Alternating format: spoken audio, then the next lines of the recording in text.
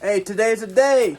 Got my silver, and I'm about to drill into y'all fucking heads. If you don't get through a fuck who Shop with Hayes is already. This podcast is about to put y'all on if you don't already know.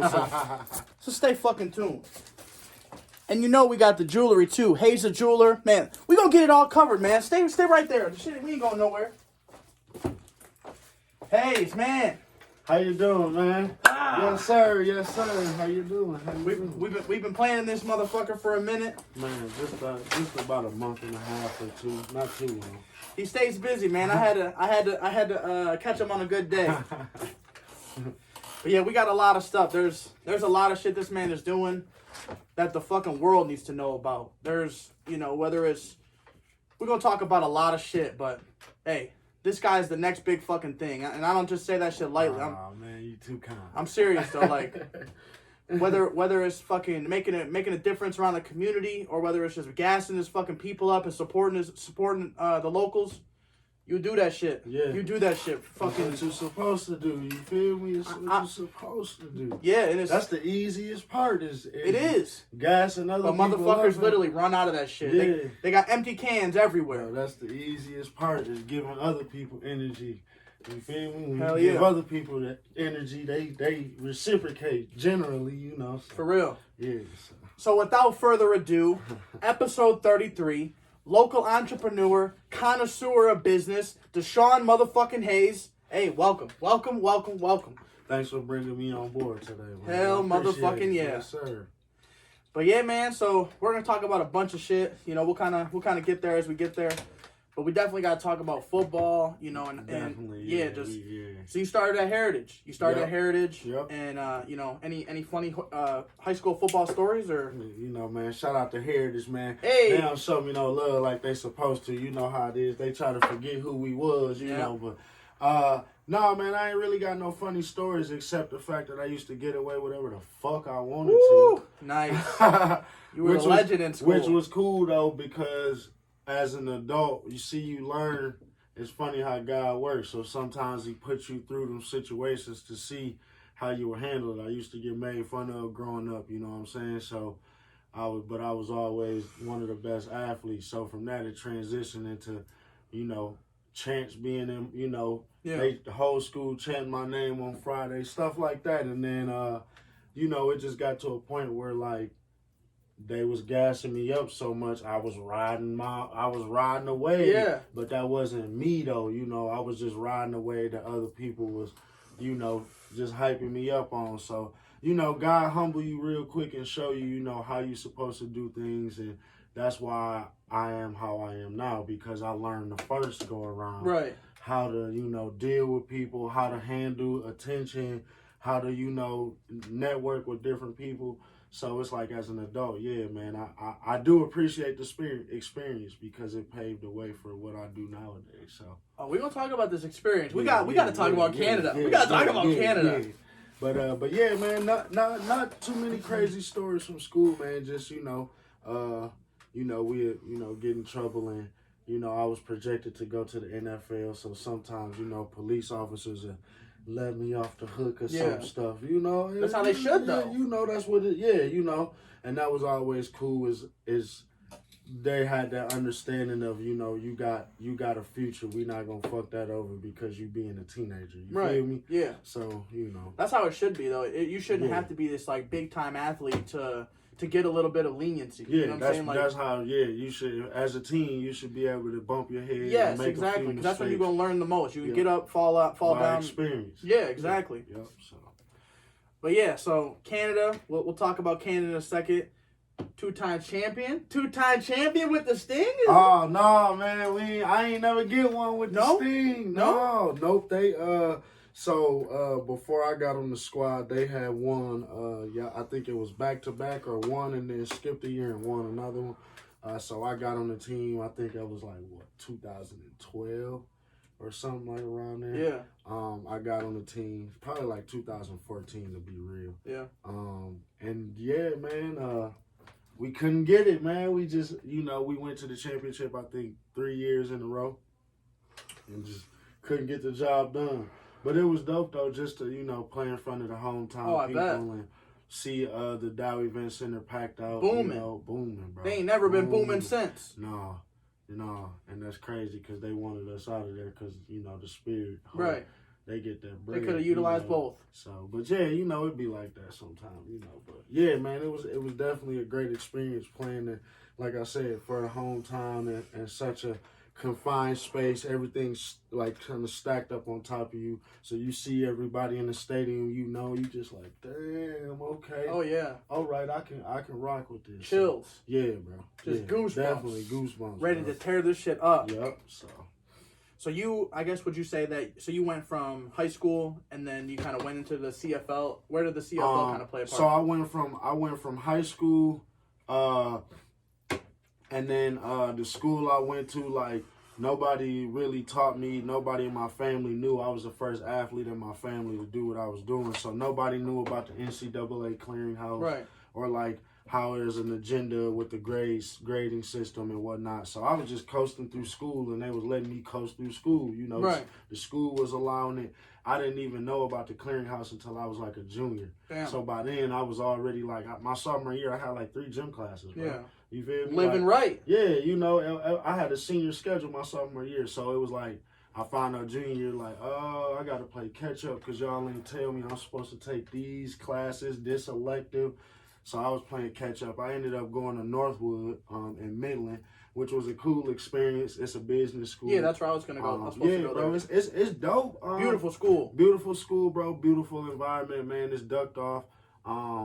But so I went to business school there, and that was when I realized, like, okay, I'm supposed to have a full ride to go here, but of course, you know how colleges play. You know, so I'm like, I'm not about to have my dad forking over the other $8,000. Yeah, fuck to that. cover the half of this tuition. When the shit should be already covered. So I bounced, bro. I tried to transfer, bro. I applied at like USC, Hawaii, but they all wanted me to go to community college, which if I knew about Last Chance U, oh yeah, I would have went. Right. But that knowledge, it wasn't there at the time. All the information, it wasn't there at the time. YouTube wasn't like they weren't putting Netflix shows on that shit back in 2011. I was 2004 to 2008, so like we was just on the bubble. Like I had made Facebook in 2006. You know, it was just all this new shit coming out. Yeah. And things that the way you could market yourself, but we wasn't there yet. The cameras weren't there yet. We still had razors. Oh yeah. Phones. Them huddle. Nextels was still popping, you know. So from there I went from Northwood to like I said, I left school from there once I found out, this is a business school. Only way I'm gonna learn business is if I'm out actively doing business things. Yeah. So I was like, okay, well, I got to submerge myself in the culture of business. That's the only way I'm going to learn. I'm not going to learn in the classroom. Right. You know, so... You're hands-on. Yep. So I took time off from football, man, and just took like 3 years off. Went through an up and down stage, you know. And then from there, I got this live from my mans. He like, yo, I got this opportunity if you want to go play up in Canada. It's like how pretty much like how baseball is. So it's a minor league. Yeah. So it was a league under the CFL. So they like, you can come here, you can get called up, blah, blah, blah, if you show out. So I was like, cool. So off the couch, ready no to go. workout, no nothing. I wasn't working out, bro. I hadn't touched I wasn't doing nothing. I was playing like flag football league. So at least you were still staying in shape though. Yeah, so I just, you know, but I was smoking and whatnot, you know, but it didn't matter, you know, game time player. I showed up. So I went out there to Canada. People be like, oh, you need your passport, bro. I was sliding into Canada with my social security card and my birth certificate and my ID. Yeah. Still, you probably can, I mean, I'm sure you can do it still to this day. You just got to get an enhanced license. They give you a hassle, though, you know what I'm saying? But yeah, so that was at the time what was going on. Went out there and, yeah, man, that was probably, I miss it out there, man. Where, I miss it, bro. What area were you at? Sarnia, Ontario. So, right if you cross Port Huron, or you can see it from Detroit if you're ever downtown Detroit. So that Windsor area. Yep. Okay. That little probably like from Windsor is probably like 30 minutes. Okay, so super close. Yep, super close. Yep. So. See, I've been to Canada twice. Like, it was kind of funny, both stories. Like, so the first time we go, I'm in lacrosse. Like, we're playing. It's like my sophomore year, junior year. And we ended up trying to go, like, it was like Port Huron or some shit. Okay. We ended up trying to go. hit the wrong left, fucking going over the bridge, Yep. fucking, he don't want to let you, he's like, we can't turn around, we got to just keep going. Yep. So we end up, you know, going up to the fucking terminal and shit, try to do the turnaround, they got to check you out, make sure you're good to go. I'm like, what? You got to check us out. They got to make sure. So I'm like, I'm this fucking, you know, 15-year-old dumbass kid, you know, we ain't got no bomb, why you want to check us out? And he's like, just get out of the car, sir, everybody get out of the car. He could have made a bigger deal out of it. He could have made a bigger deal out of it. But it was just like, I don't know, it was just like, I don't know, me as like a kid, I was just that dumbass kid, needed to gain that experience, you know what I'm saying, and to learn, you know what I'm saying, so. Yep. Hey, you want to roll me up another? Another one. Another one. I heard you. Yeah, that. What about the second time? So the second time we go to Canada, literally it was supposed to be like this elaborate fucking getaway weekend with the wife. We was going to go there, get a bunch of Canadian weed, get fried, just fucking have a blast with it. We were there for like 3 days, right? That was the plan. So we get there the first night, and man, it was like you said, a hassle going through. So they're fucking checking every trunk, doing bomb the sweeps. line long as fuck. Yes, it reminds me of Fort Bragg, like the military base. You took the bridge over, or did you take the tunnel?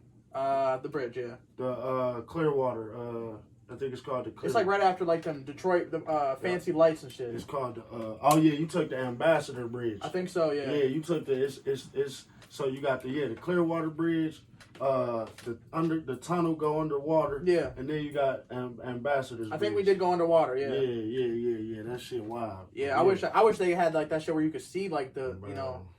I don't. Yeah, I just get you know, like claustrophobic. Like, man, this would be crazy. This shit just caves the fuck in. Man, but yeah, I love staying there, bro. It's cool, just the perspective though. Like, it's a mirrored image, bro. Like, you go there. I was going there. I was super flashy. This is when like Diamond Supply was dope. Armani Exchange was cool. So I had all the gear, bro. I had just. So from Saginaw, I had moved down to Florida, Orlando, Florida. I was staying down there, and then that was where. And then I came back and I had got the word, oh, you can come back and ball out in Canada. So at least you got to go to Florida for a little bit. I had all the merch, bro. So I went to Canada and just going out, bro. You know, going out to the clubs and it was just it was life experience again. Yeah. So it taught me about certain tones of flashiness, right? So like we over here, we want to be seen. We compete with each other with dumb shit. Yeah. You know, and over there it's so chill, bro. So chill. So after one night out, we leaving the club, and this chick's like, she looked me up and down and shit. She like, you an American, huh? I'm like, what you talking about? What you mean? Why you say that? Why you pinpointing me? Why you? She like, I can just tell. But I knew it was because I had all my shit on. Yeah. You know, the jewelry, you were watch. You were dressing nice. Yeah, I was dressing nice to your stand, to the American stand, yeah. That shit don't matter. They're like, what the fuck? So you sticking out like a sore thumb. Yeah. It's like, bro, you don't even need that over here. Bro. Right. You know what I'm saying? You tone that shit down, bro. But yeah, it's definitely crazy. Like the women over there be like 40 years old. They still playing hockey leagues, bro. Damn. Real hockey leagues, bro. Like I'm going to hockey games with moms that got 3 kids, and if they get cut by a skate, you feel me? Like I'm like it's mind blowing. Like still playing softball, basketball leagues. Like we don't have that active here, as fuck. They're a lot more active, bro. Just so much. Like I never got to be in a parade here, and all the shit that I've accomplished, bro. Right. Never got to walk in a parade, bro. I go to Canada. I'm in the Canada Day parade, bro. Walking with. This is when the Olympic team did really well. I think there was a 2014. A lady in gymnastics that was doing really well, if I'm not mistaken, bro. And I walked in the parade with them. I come over there. I never been on a sailboat over here. I come over there. They got me on a sailboat. Show them mad love, bro. What, bro? Just crazy, like just a different experience. I go over there like. I ain't had no money at the time. I'm in limbo, not knowing what I'm going to do with my life, trying to figure out how I'm going to turn my football stuff into something else, you know. So I'm just, you know, we figuring it out. I'm still young, like 24, 23, you know. So just, yeah, man, over there just meeting all these people. Like I would get jobs like, hey, man, I got this job for you. All you got to do is bring in these bamboo floor tiles or something, you know, and they'll pay me like $50 for an hour. You feel me? Like, that's the hustle, though. Like, cool, yeah. Like, all right, I'm cool with that. There's a lot of people that, like, say like, you know, it's only like $50 or $20 or, you know, $10, you know, like a lot of people look at shit like, oh, I can't get that shit consistently, so I don't want it. I don't want that job. And it's like, it creates ways for like the hustlers, you know, like, you don't want that shit, I'll make that $10. I'll make that $10, that $10, that $10, and every other $10 that you don't want to fucking make. Facts. You know what I'm saying? Yep. Because I was like, yeah, it's like, man. You leaving? I'm going to the store. You better give me a kiss before you leave. Yeah, what he said. Love it. I'm just going to get canned chicken. But yeah, we went to Canada, and it was supposed to be like a dope trip. Ended up being trash. Went to Windsor. We were expecting like this, you know, because her mom like gassed it up. She's like, oh, you're gonna love Windsor. It's like the nicest part of Canada. Blah blah blah blah blah. There's so much to do there. You guys can smoke weed and do all this stuff. It's easy. It's legal there. Blah blah. Okay, say less. Let's okay. It was like $80 a night, fucking with military and shit. Boom, got it for 3 nights. Little fucking like VIP suite. We had a hot tub in the room, all that. Get to this bitch, try to go out and find some weed. Nowhere. So this dude tells me, he's like, you got to go on ocp.com. I'm like, what the fuck is that? It's like OntarioCannabisProgram.com. So you literally got to go on this fucking website. You scrolling on the website, and you seeing like bottle of THC lean, and it's just a picture like this. And it's like crazy because if you're there for 3 days, you can't even get this shit ordered to you. Because you got to be there long enough. Yeah. You got to be there for like a week. Yep. You know, and like you got to have that shit ordered prior. How long ago was this? This was like, I want to say 2018. Oh, yeah. Yeah, that's crazy, bro. Yeah. I never had a problem getting no herb in Canada, bro. That shit was so hard. So we literally said, fuck this hotel. Let's head to Detroit. Let's get a nice spot in Detroit. Did that and shit. We kind of just went all around the fucking dispensaries and just kind of... That's where people fuck up is they go to Windsor. Yeah, we fucked up. Windsor's a college town. Yeah. You not going... It's like going to, you feel me? We going to Saginaw Valley or going to, you know, MSU and trying to, who got some reefer? Yeah. Motherfuckers gonna be like, what you, the police? Yeah. Yeah, like, you know, it just don't. But if you go, like, I done been to Toronto, bro. Oh, man. Stupid dumb pack, bro. Yeah, I bet. I done been to London, bro. London, Ontario is where, so remember when the Project X movie had came out? Yeah. They had a crazy, stupid ass party in London, bro. London, Ontario, bro, at the college out there. You can YouTube that too. I'm gonna show you that after we get done. That was like a fucking legendary movie, bro. And so this like, yeah. So it's just like, yeah, like you said, just you wasn't plugged in with the right people in that amount of time that you was gonna be there. You feel me? Because plenty of times I'll let my people know, like, that's pretty much my family, you know, like, it would be times where like they say you're supposed to go over for a month, come back just to, you know, check in, and then you can, bro, I would stay over there for like 2-3 months, bro. Damn. You know, like, and it's just, you didn't want to leave. I just didn't want to leave, bro. I just loved it. I ain't had nothing going on at home, bro. I was literally finding myself in limbo, like you said. In limbo in another country, bro. Just young. I had a skateboard. I had a YMCA membership. You feel me? How much was the YMCA membership back then? I had a YMCA membership in Saginaw. Oh, it just transferred over. So it transferred over. Okay, bad. I was like, bro, this is so clutch. I love it here. Bro, I love it, bro. Yeah. So I wouldn't want to leave either. I would just walk around the city, bro. Shout out to my host families. I just like, man, it's unbelievable. Just the love over there. Like, they don't have the same problems. They so polite over there, they still, like, worried about offending black people for saying black, you know, calling you black. Like, they still be paranoid that somebody gonna... But it's just a different respect. Yeah, that's what, you know, and then it's crazy, too, because we in America, so when you see a lot of, like, black men in America and they cocky as fuck, I'm playing football, so I'm meeting, like, French, Jamaican Canadians. So it's like, damn, bro, you French, you Jamaican, and you Canadian? What? How does that work? Yeah. So like you see these dudes, they real dark, you know what I'm saying? And like you expect them to have like this deep ass voice. Right. And then you talking to them, they be like, hey, you from the States, hey? And you be like, whoa, bro, where your vocal cord at, bro? But it's like, it's just the but it's like they not to be messed with either, Right. you know. So it's just cool, man, to meet so many different, you Yeah. know, nationalities over there, you know. Oh yeah, it's kind of like the military. You meet Oh, man. so many motherfuckers. Bro, You know, like that's what I hear. yeah, so many, and like how you say, you know, like they love black dudes in Canada. Well, they love black dudes in Germany. You know, like Okay. So Germany is like one of them spots. Like if you ever get the chance to go, you probably gonna love it just as much as Canada. It's on the list. Yeah, like I had my platoon sergeant. Well, not my platoon sergeant. He was my squad leader.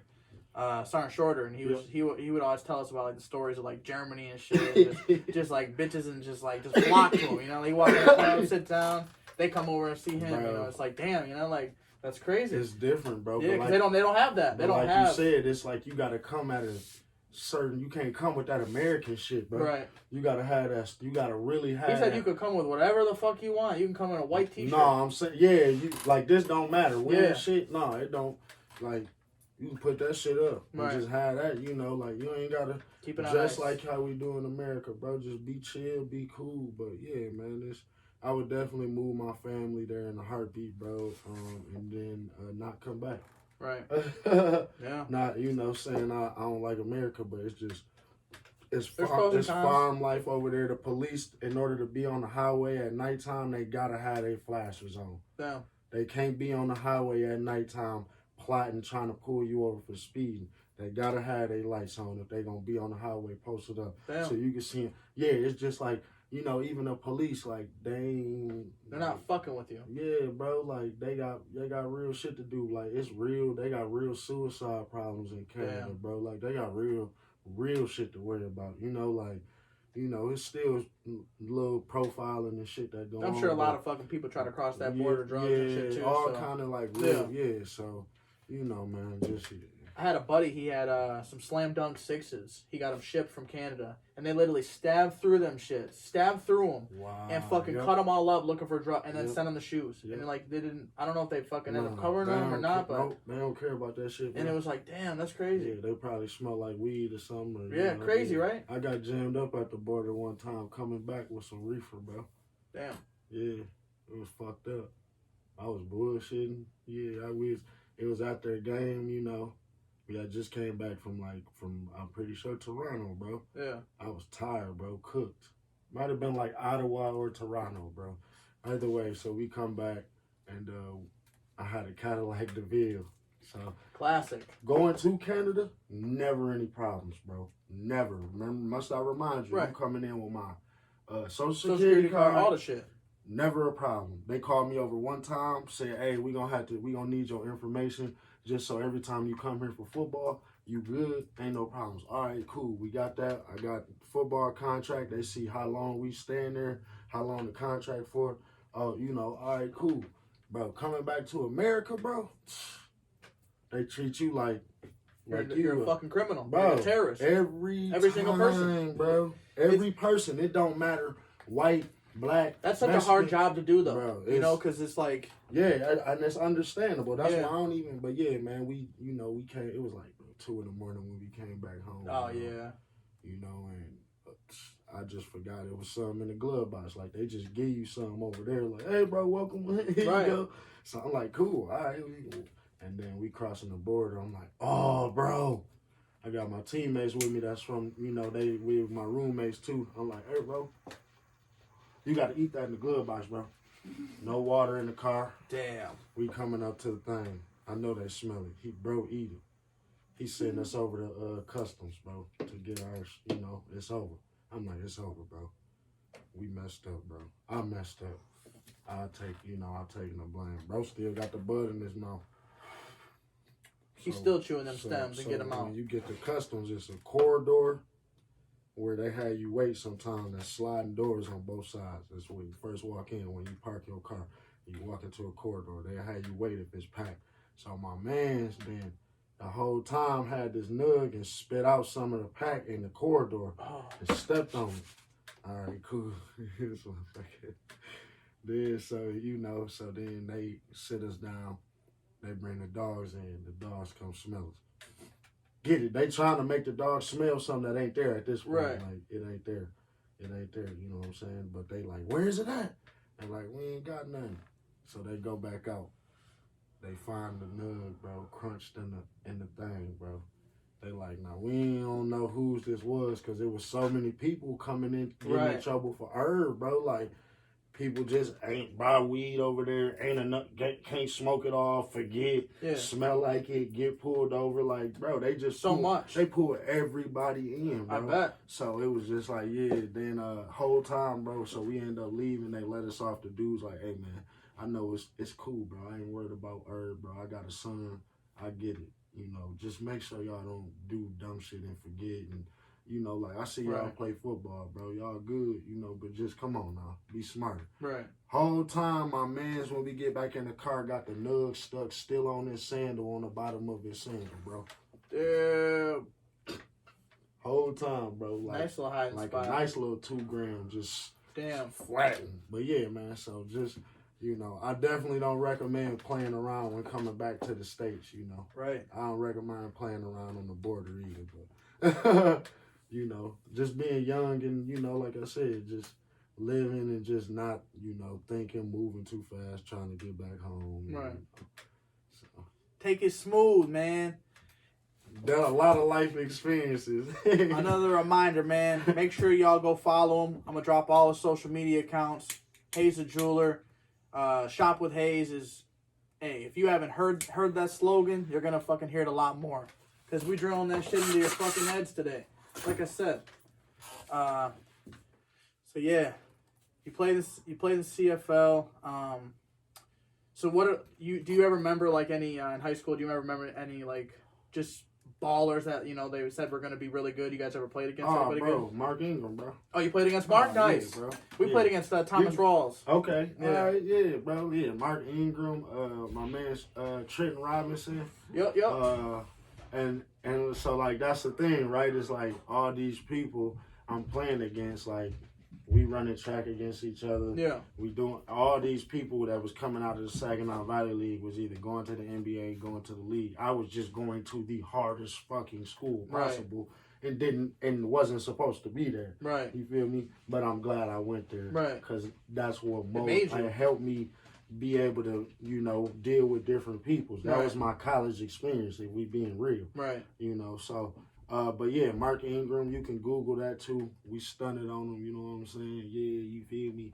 You can look that up. All that stuff is Googleable though, you know. Yeah. Like, all my football stuff. It's just they try to, you know, that's why I said I try to rep heritage, but they don't, you know, they act and it's sad. You think that they'd want to fucking make sure that they pay homage to the fucking ones who went to the school and fucking, you know, did well. If you don't do it how they like you to do it, it's crazy. They don't rock with you, bro. So that's what taught me about conforming and fitting into what someone else wants you to do. Because a person either gonna like you or not like you anyway. Yeah. You know, so like I said, I had to learn too. Like, it was going to that kind of school, bro. It was doctors, you know, Arabic kids, Indian kids, Pacific Islander kids. Yeah. Kids who was already, I didn't know and this is what's crazy, because they say, oh, we don't want to send you to a city school. Well, you sheltered at a city school because you go to them suburb schools, these white schools, and I didn't know what a Xanax was. I didn't know what a Vicodin was going there. I go out there to hear this, bro. I'm like, whoa. Well, you found a lot of that shit in high school? Y'all coming to this bitch drunk already, bro? We freshmen. Swear to God, bro. Whoa. My sophomore year, I'm literally with my boys, my best friends. It's me and my buddy Kyrie, my buddy Devon, and my buddy Alex. We fucking sophomore year. I'm so focused on sports at this time. Mm-hmm. You know, I'm like, okay, football, lacrosse, like wrestling. I was trying to do everything. Trying to get it, bro. Yeah. And I remember fucking we went to my buddy Alex before the exam. They're fucking down in a 40, and I'm like, what the fuck are y'all doing? Like, this is not the move.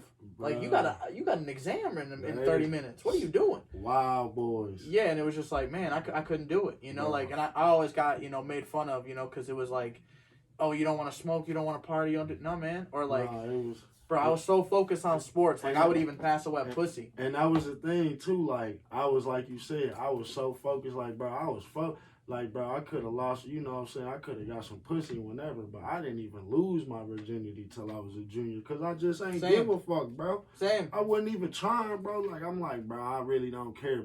But that's when the peer pressure, like, I'm a junior. my name all around the state. Like, okay, yeah, bro, you gotta, you know. And it was just like one of them situations. But like you said, man, it's just.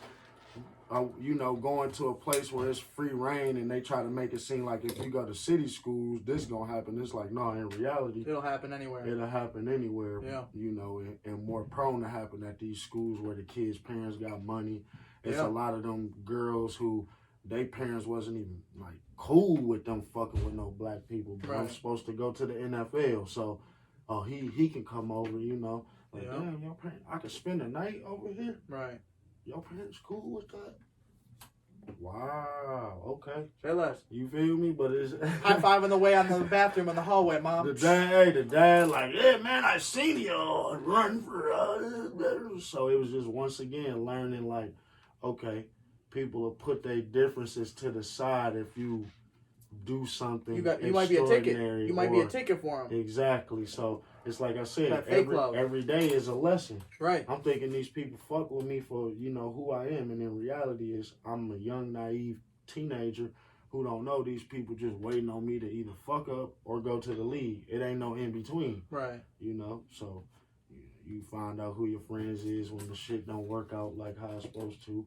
So that's why, like I said, as an adult, we can see clear as fuck. We can see who the people is who grew up playing organized sports. Like, oh, you clearly didn't have teammates. Yeah. Cause you know you grown and you bragging about shit that's like if you had teammates, you understand some teammates is poor, some teammates ain't got this circumstance, so you don't brag when you know what I'm saying, or like it's just what they say, act like you've been there before. Yeah.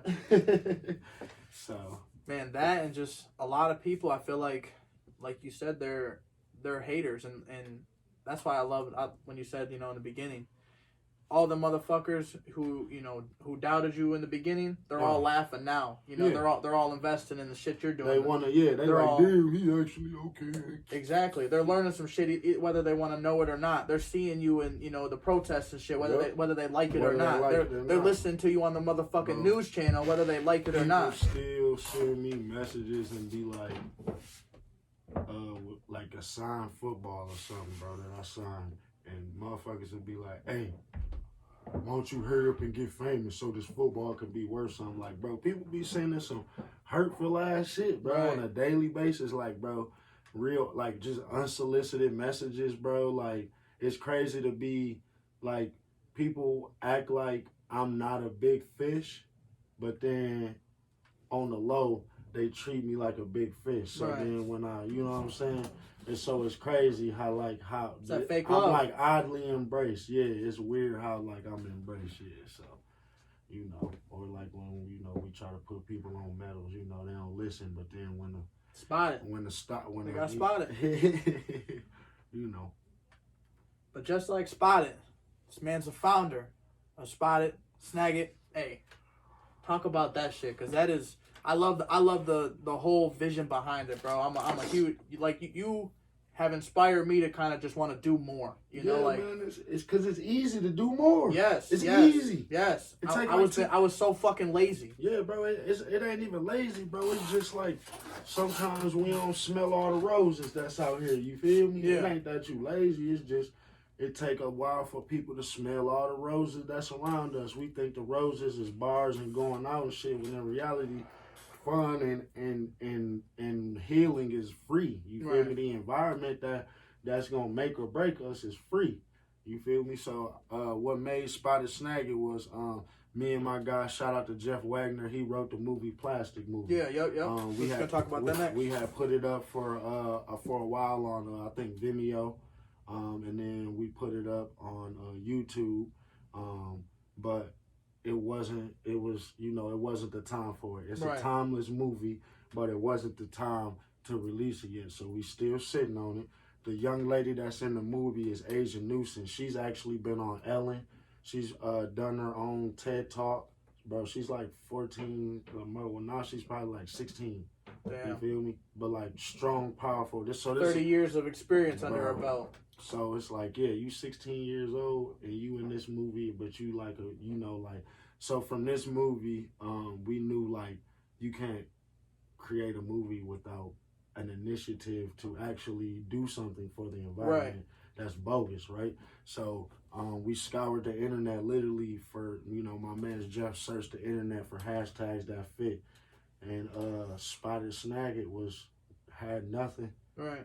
Spotted Snag It was the hashtag, so he was like, yo, I got the hashtag, it's Spotted Snag It, blah, blah, blah, like it's easy said, easy does, you know, like spot it, oh, trash, snag it, throw it away. So from there, I was having a child at the time at Covenant Hospital. So what blew it up was, like I said, I'm having a child. So I'm like, all these nurses leave this hospital, walk right across the street to Bliss Park, a park that I grew up playing football and recreational through the school, like we used to do all kind of stuff at the park. But the emphasis is hospitals, park. So all these nurses walk out and they throw their cigarette butts at this park, right at the sidewalk. They be smoking and they be throwing their cigarette butts. The nurses, the patients. So one day I had my son and I just was like, man, I was fed up, bro. So I was pushing my son on the stroller, like, look at all this trash in front of this hospital. All these nurses come out to smoke. That's not even a protocol. You're not technically supposed to even smoke and come back into the hospital without changing your scrubs. Now, I know that technicality if we being real, but just so I went live and it blew up, bro. Thousands of views. Because you got a fucking powerful voice. And I just stood up for what, like it just makes sense, bro. The stuff I say it's just common sense. It makes sense. People just don't want to say it. So that blew up. I said I was going to start a cleanup on the corner of whatever, across from Tim Hortons, Michigan, and what's that, State Street going on? Yeah, right on the corner. We started that first cleanup, bro, and it took off. Next to the Bring Her In. It took off, bro. Right across the street from that, And after that, bro, it was history, man. It was, cleanup after cleanup. Cleanup pretty much. We cleaned up in every section of Saginaw. Yeah. And it's kind of one of those things where like it's too early to the party. Right. Like people ain't ready for that yet. Right. They're it's listening like now though. They're ready, but eventually they gonna see what the vision was. You know. It's just, it take everybody learn things at their own pace. That's what I had to learn, trial and error, man. Yeah. That's the best way to learn shit. I mean, it is, but it isn't, like a lot of people, get books and they get that and then, they ask all these questions. Like, man, like you gotta ask a motherfucker who's posting about it. That's you, like if you got questions about fashion, ask you. You got questions about metals, silver, ask you, like.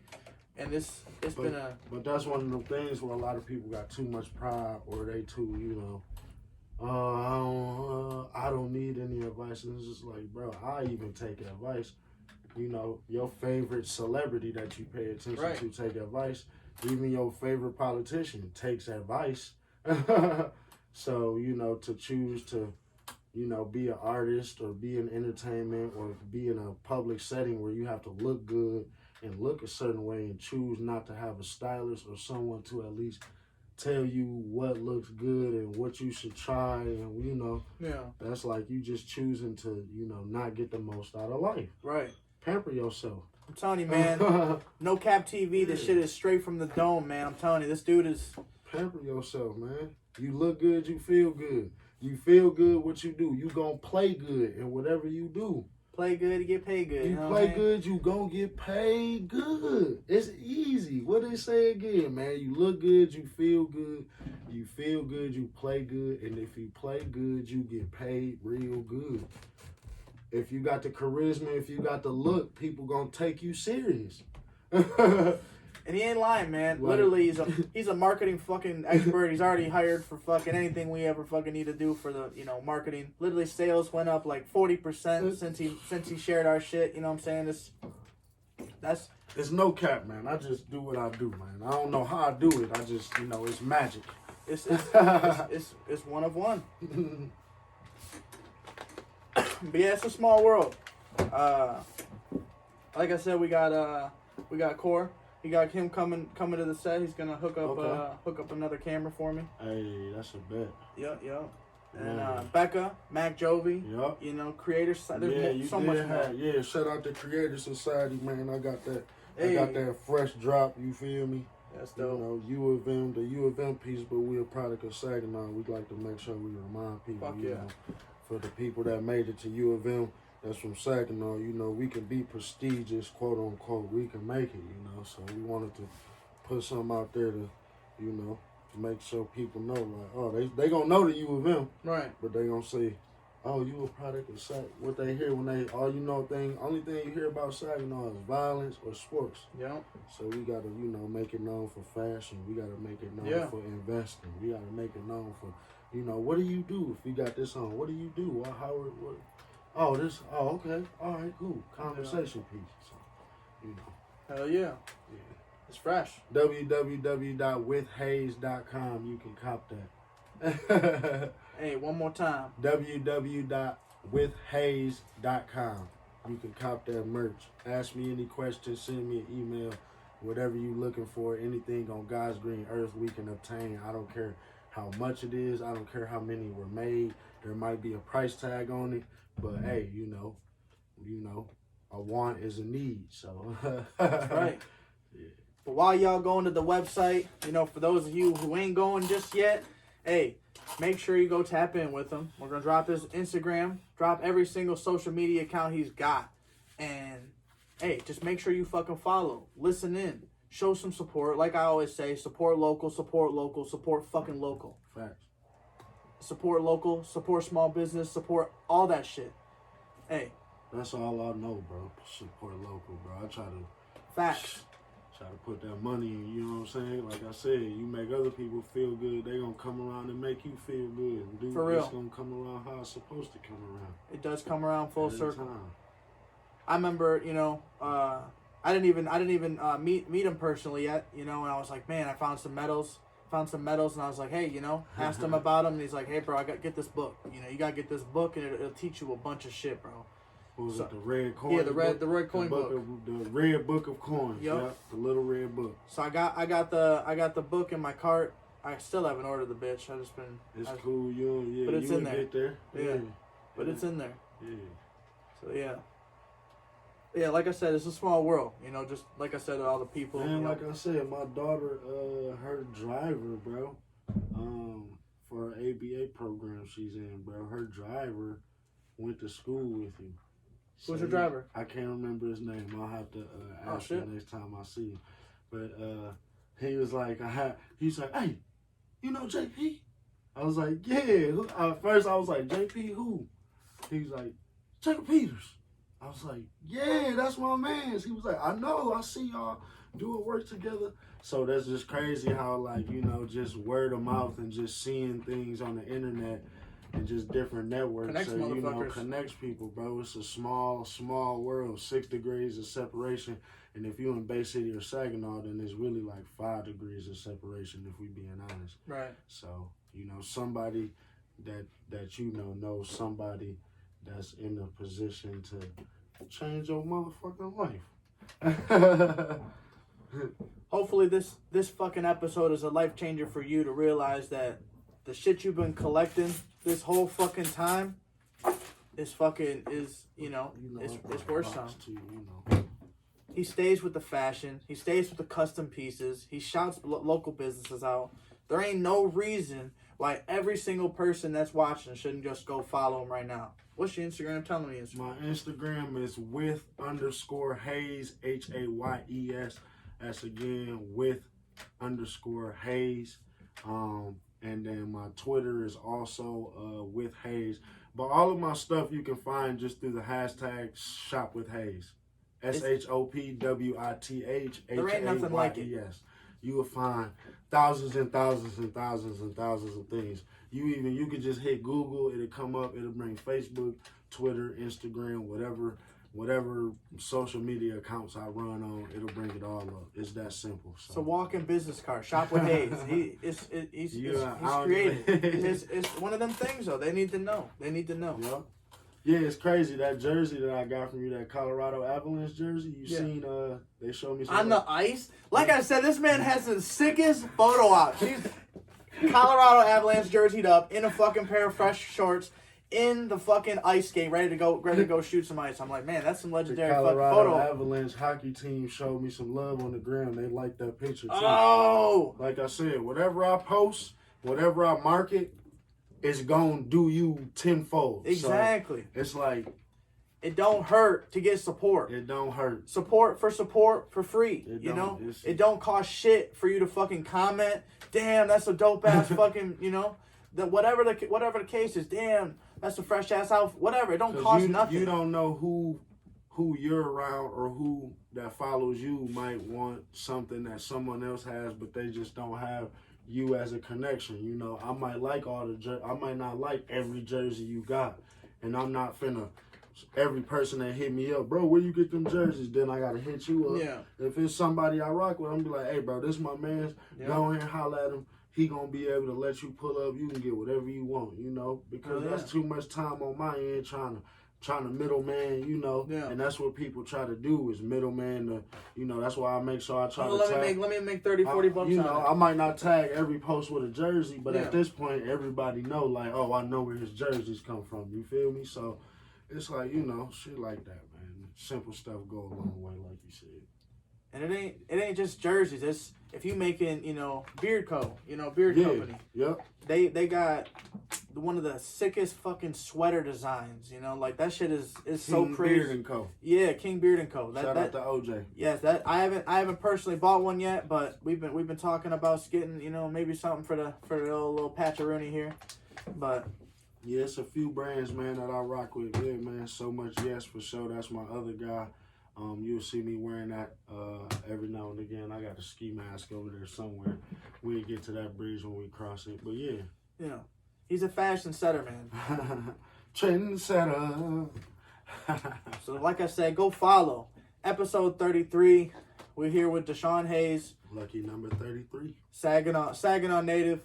You know, the man's done a little bit of it all. He's got a lot of fucking experience under his belt. He stays supporting. So that's the reason, you know, like if you support others and you're like, man, you know, I supported him and he didn't even care to hit me up, never talk to him ever again. Hey man, they didn't care about your support. How you gonna be remembered if you ain't really put on for your people and really support how you know what I'm saying?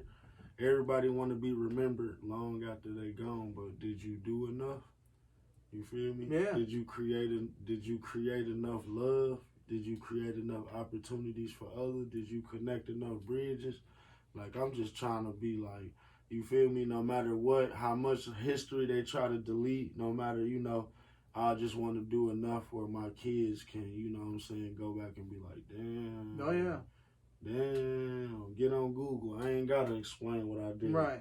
Can't nobody tell you nothing bad about me because everything I did, that was what I was supposed to do, is well documented. And ain't nobody else gonna write your story. Nope. You feel me? So, you know, people will be like, well, why you gotta post when you do this? Or why you post when you doing philanthropy work or when you being because the fucking world needs to know. And it's like, that's what you're supposed to do. Yeah, it's somebody who... You're trying to inspire others. Yeah, it's like, yeah, exactly. Like, somebody might not want to get up and do it, but if they see me like, damn, I feel comfortable with him and then they out there too. Exactly. I'm finna get out there. Exactly. Like, it's so simple, bro, just to inspire Connecting them. fucking dots. If you ain't fucking connecting them, you fucking... We'll slow it down for you. If you ain't connecting dots, man. Connect the dots. You ain't trying to be remembered. You really ain't doing nothing. Like I said, man, I got a neighbor, like he an old head. He like 50, 57 years old, bro. I employ him, you know. Hey, man, can you clean my car? Can you fix, like, he know how to fix cars, you know. Yeah. People come through. He ain't on technology like that. He Right. don't know all the people I know, but people cars always need to be fixed. And this Always. dude's a guru, so I bring all my people who need their car fixed. Oh, hell, to he him. probably loves that shit. He love it, bro. You know what I'm saying? And he don't charge, you know what I'm saying, no outrageous I'm gonna have to prices, go to you him. I'm know? gonna go So, check him out. yeah, bro. It's just, I'm you gonna know, get the number. I try to just, anybody that's trying to, you know, do something for real, you know, I really just try to put them in position without, you know, oh, well, you should be charging for this information. Like, charging for what? I do enough. I get my money. I don't need to charge for everything I do, bro, especially when it's just information that a person can get and not have to bump their head, like you said, through experience. Yeah. You can learn a lot of shit by looking at somebody else and be like, yeah, I ain't gonna go that way. I'm gonna go this way. All right, bet. You feel me? So, yeah, man. So how am I saying it right? Silver bullion. What is silver bullion? Yep. Bullion. So bullion in general is minted silver through like it doesn't have to be through like a state mint or like a government mint, but it's pure metal. So that can be I got some items here actually we can I guess I gotta ask, how did your interest in your kind of education about it kind of start out, and how old are you? So I've always been into jewelry. Yeah. My dad always wore really nice watches. He was a vice president and CEO of a credit union. So I just always watch him wear nice watches. He had cool necklaces every now and again. But from there, like, I just always seen, like, Master P had shit. Yeah. And I'm like, certain people, like, oh, okay. So from there, I was like, all right, well, I'm going to buy jewelry. So I started collecting jewelry. And then from the jewelry, I just started looking into, like I said, like, I was in Canada already. So, like, I would look at the money, like, Oh, yeah, I got some Canadian money. It's pretty cool. So, just certain stuff. And I would go to antique shops and I would just constantly walk past this stuff. And it was just like at like $13 an ounce, $14 an ounce. And I'm like, damn, I bought this silver. And this silver that I bought as jewelry costs more than this shit that's pure silver. Right. This is pure. This other shit I'm wearing is 925 silver, so it's cut.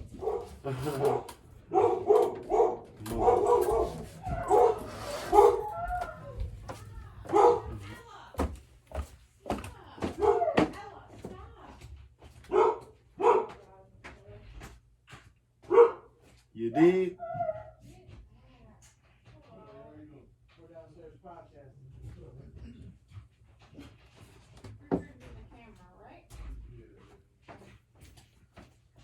We got another camera on the way. We got my man's actually. This crazy. How y'all even get linked together? Man, so that's crazy. Man, I'm trying to think. How did I get hit? I gotta ask him. Cause it's funny because he went to Heritage too. So I met him. I think maybe Jordan Hayner. Maybe I met him first day at school, bro. Jacob.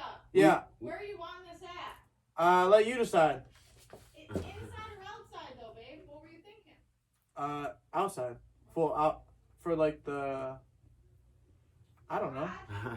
Wherever you think. But yeah. So backyard, don't matter. He went to Heritage, so he know how it is. He know what it is. Yeah. He know. He's a guru. Yeah, he another. I don't remember how I got linked with him, but either way, like, I'll have to ask him. That's that 5 degrees of separation. You feel me? But instantly, like, got his connect, had him come through. He was a cool ass dude. Seen that I had a bunch of jerseys. And he was like, damn, I was like, yeah, he wanted like a Dodgers jersey or something like that. Mm-hmm. And we ended up, bartering a jersey for some electrical work. Mm-hmm. So I was like, damn. I was like, I threw him a $40 tip. I was like, I can't even fucking let you go home empty-handed, bro. Like, here, I said, if you don't mind, I want you to be, like my electrical guy, like if I call you for like any like small shit. And he's like, hell yeah, that'd be cool. Let's do it. Like, say less. I was like, that's cheap. I had other people like, oh, I'll charge like $400 or $500. Man, fuck you. I'll get another estimate. Yeah, my man. I met him first day, bro, going out for football. Yeah. So it's crazy, the story. Yeah, just we both going out for football the same day as freshmen. Don't know a single soul in the school, bro. And somehow, bro, we just you know how the universe works, bro. It linked us, so we've been friends. We've been best friends pretty much ever since. Oh, bro. shit. Yeah, bro. Hell yeah. That's like my homie. I was in his, in the wedding and everything, bro. Yeah. Yeah, so, yeah, man. Small world, like we always said. Mm-hmm. So, you've always kind of been into, the metals. You kind of always had that collection. I used to have, me and my grandma, we used to have, like, booklets and shit. Every fucking state. Oh, that's dope as shit. Mm-hmm. Ooh, that's fire. 1997 NBA scoring champ. Whoo! 93 on that, Eddie. Dude, I love shit with 93 on it. Everything. Yeah, bro. So, yeah, I just like I said, bro, just from collecting jewelry, I was like, well, damn, bro, why don't I start just copping metals in this raw, like, you know, pure metals. So you kind of found that connect over in Canada then? What with the with the pure? Yeah, with not the connect in Canada. I just kind of transitioned from doing it. Kind of found out more because they got coin money, toonies and loonies, and Yeah. I think is what it's called, toonies. And so like, what's this? This is platinum. Here, I'm gonna go grab something. You might like these. Yeah, so like this platinum, you know, palladium, which is the rarest metal you can get. Gold chip.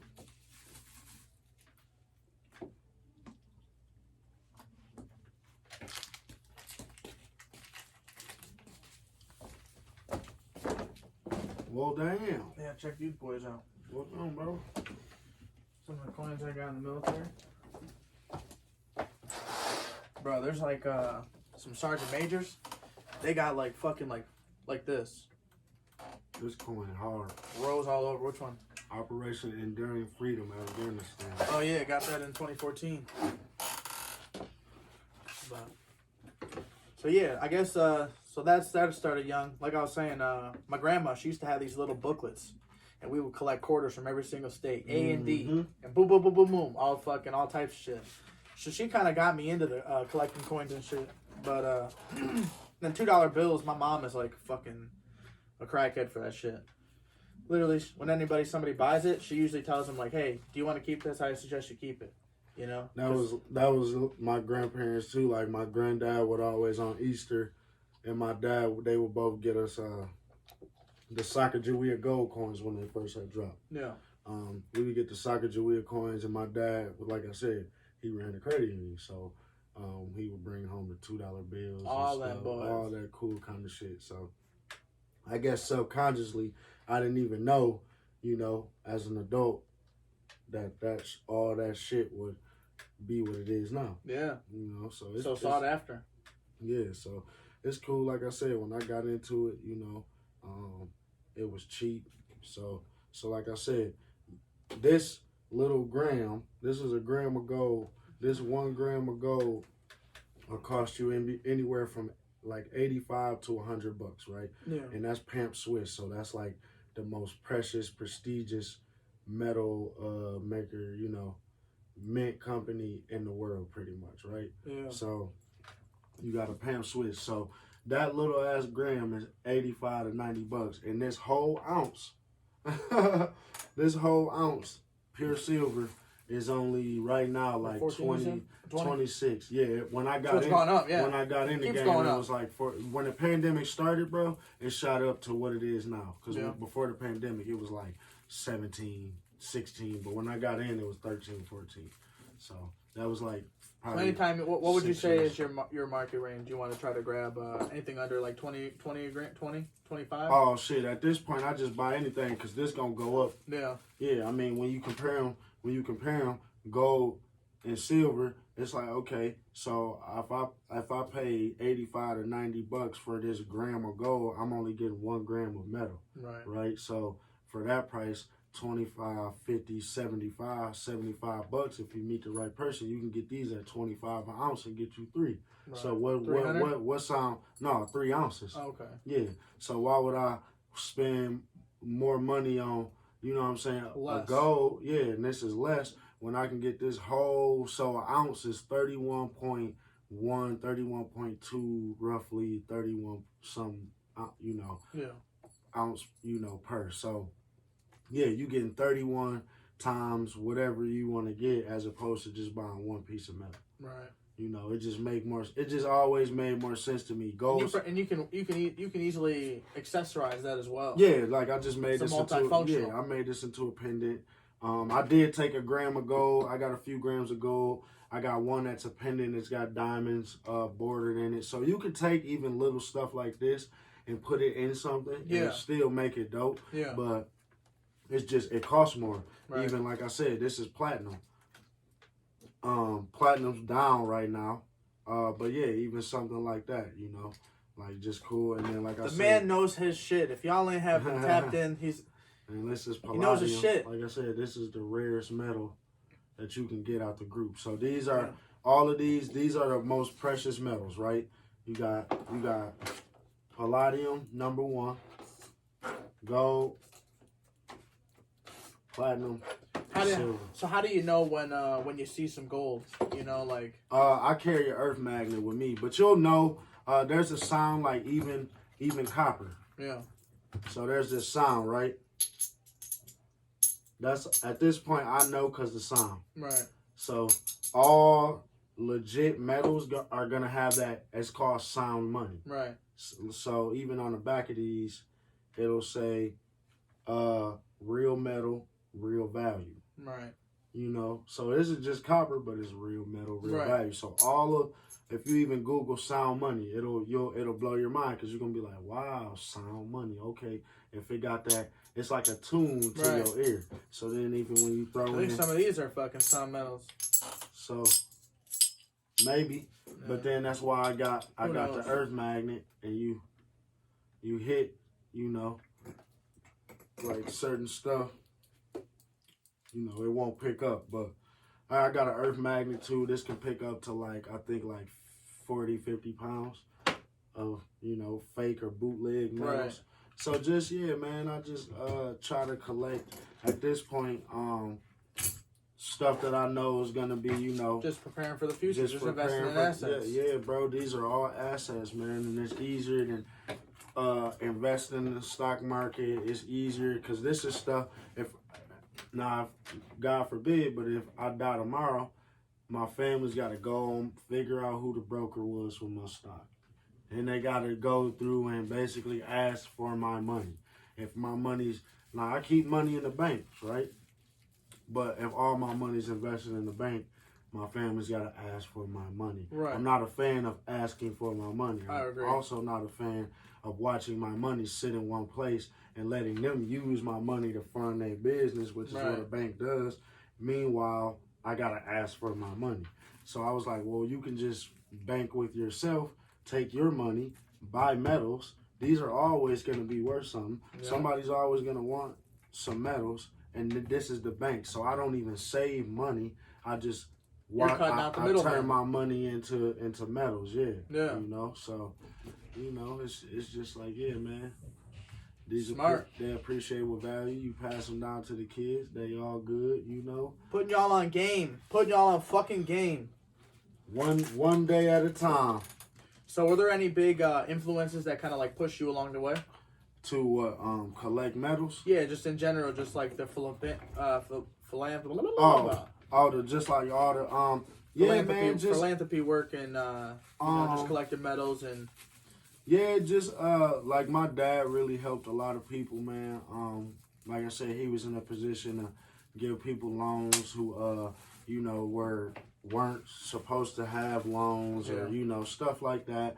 Cool. So I watched him kind of put on for people and kind of help those who, you know, had less than and really just, man, I'm a history, you know, guru, so I love history, bro.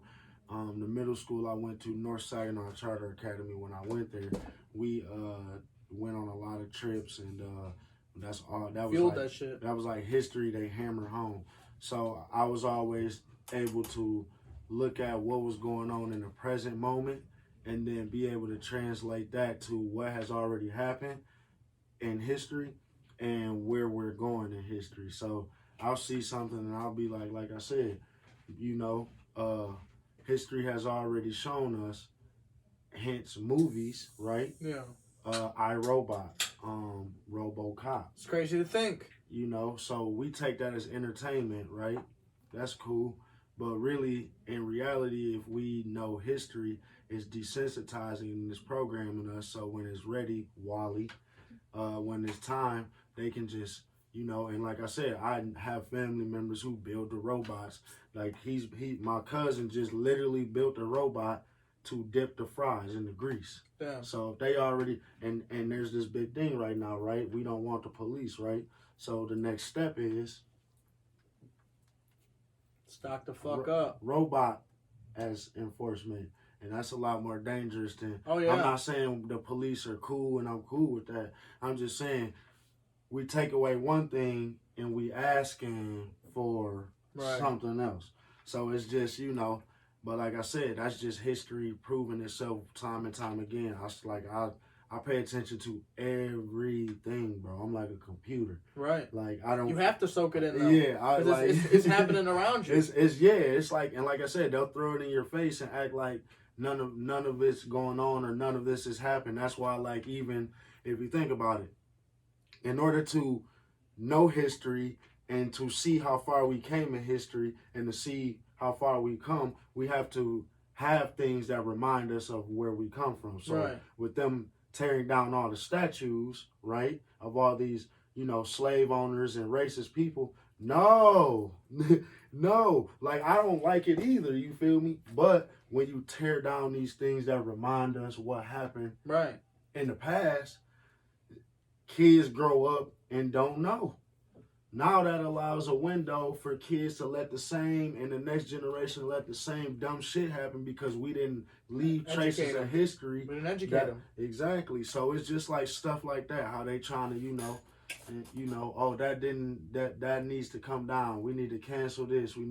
Let's not cancel stuff, but use things as examples of either what to do or what not to do. Not, oh, you did this, so, we gonna just completely wipe your history out. That's why I said, bro, earlier, I'm not gonna leave it up to nobody to write my history, bro. It's up to us, bro. Like, cause nobody gonna do it for you. Nobody gonna hype you up, bro. Nobody gonna tell you the shit unless you tell yourself you the shit. And then after a while, they gonna be like, damn, he really is the shit. Yeah. But you gotta keep telling yourself that. And like I said, bro, I got two front fucked up yellow teeth, bro. I got a cone head under these dreads. I got made fun of my whole motherfucking life, bro. So, like, people be thinking I'm insensitive, and it's just like, nah, bro. I got made fun of all my life for whack-ass shit that I couldn't control. Right. You know what I'm saying? And I took that shit. Yeah. And I made something with that shit. And I was able to look myself in the mirror. That was your chip on your shoulder. Yeah, I was able to look myself in the mirror like, bro, I don't give a fuck about that shit. You love yourself. But now you see as adults, all the, people that was popular, or they had this, or they had that. They not able to sit in a room of silence. They crumble, oh, I can't take it. Oh, I got to go to the mental. And this is like, bro, no, that's not why. You just thought you was top dog for so long, and you a fucking regular human being, just like the rest of us. You ain't never felt like, so it's just like, man, you can tell, like, like I said, the people who play organized sports and understood, like, you can't brag about some shit because some players on the team need a ride home from you and your parents. We giving all the kids a ride home. Some players on the team need food after. They ain't trying to tell the whole team they ain't eating. But some players that's on the team you playing with ain't eating, bro. Yeah. You might know that and have to keep that. But, you see it with a lot of people. Oh, I did this. Oh, I did that. And they, they mistake the two, like I said, for, bragging. Like, telling somebody you feed people ain't the wave, you know. But at the same time, letting people know that when the pandemic started last year with proactive community involvement, myself, 3 women, and a bunch of other community leaders, we all got together when, like I said, the pandemic started. They canceled school, right? Yeah. They canceled school, so a lot of them kids who would regularly eat at school, wasn't eating, bro. Like, if we being real, they go to school. Sometimes which is so fucking sad. That be their only meal. So it's shitty. So a lot of people will sit around on Facebook and, oh, what do we do?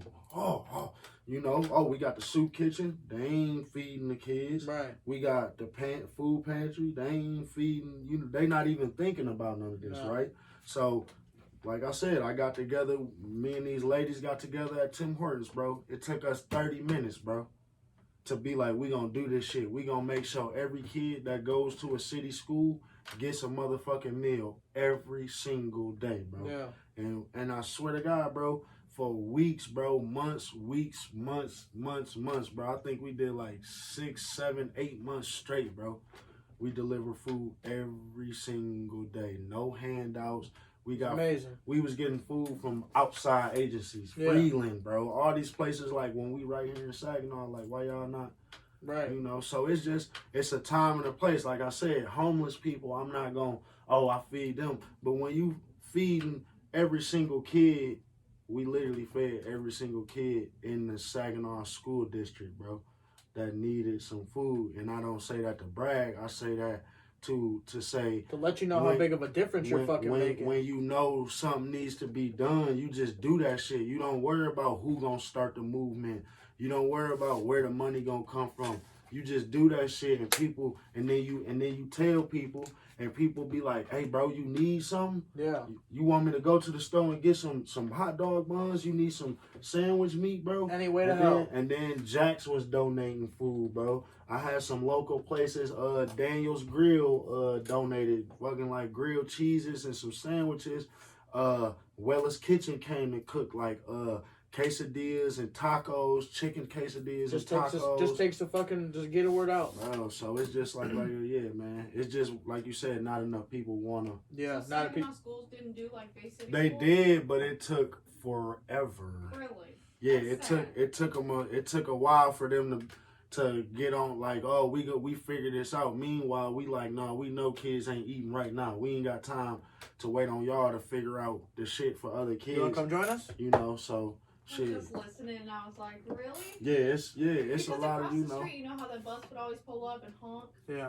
That was them delivering food to the yeah, across the street. Nah, they did that like 3 months, 2.5, 3 months into the pandemic last year. But we got, you know what I'm saying? Like and like I said, you can get on Google.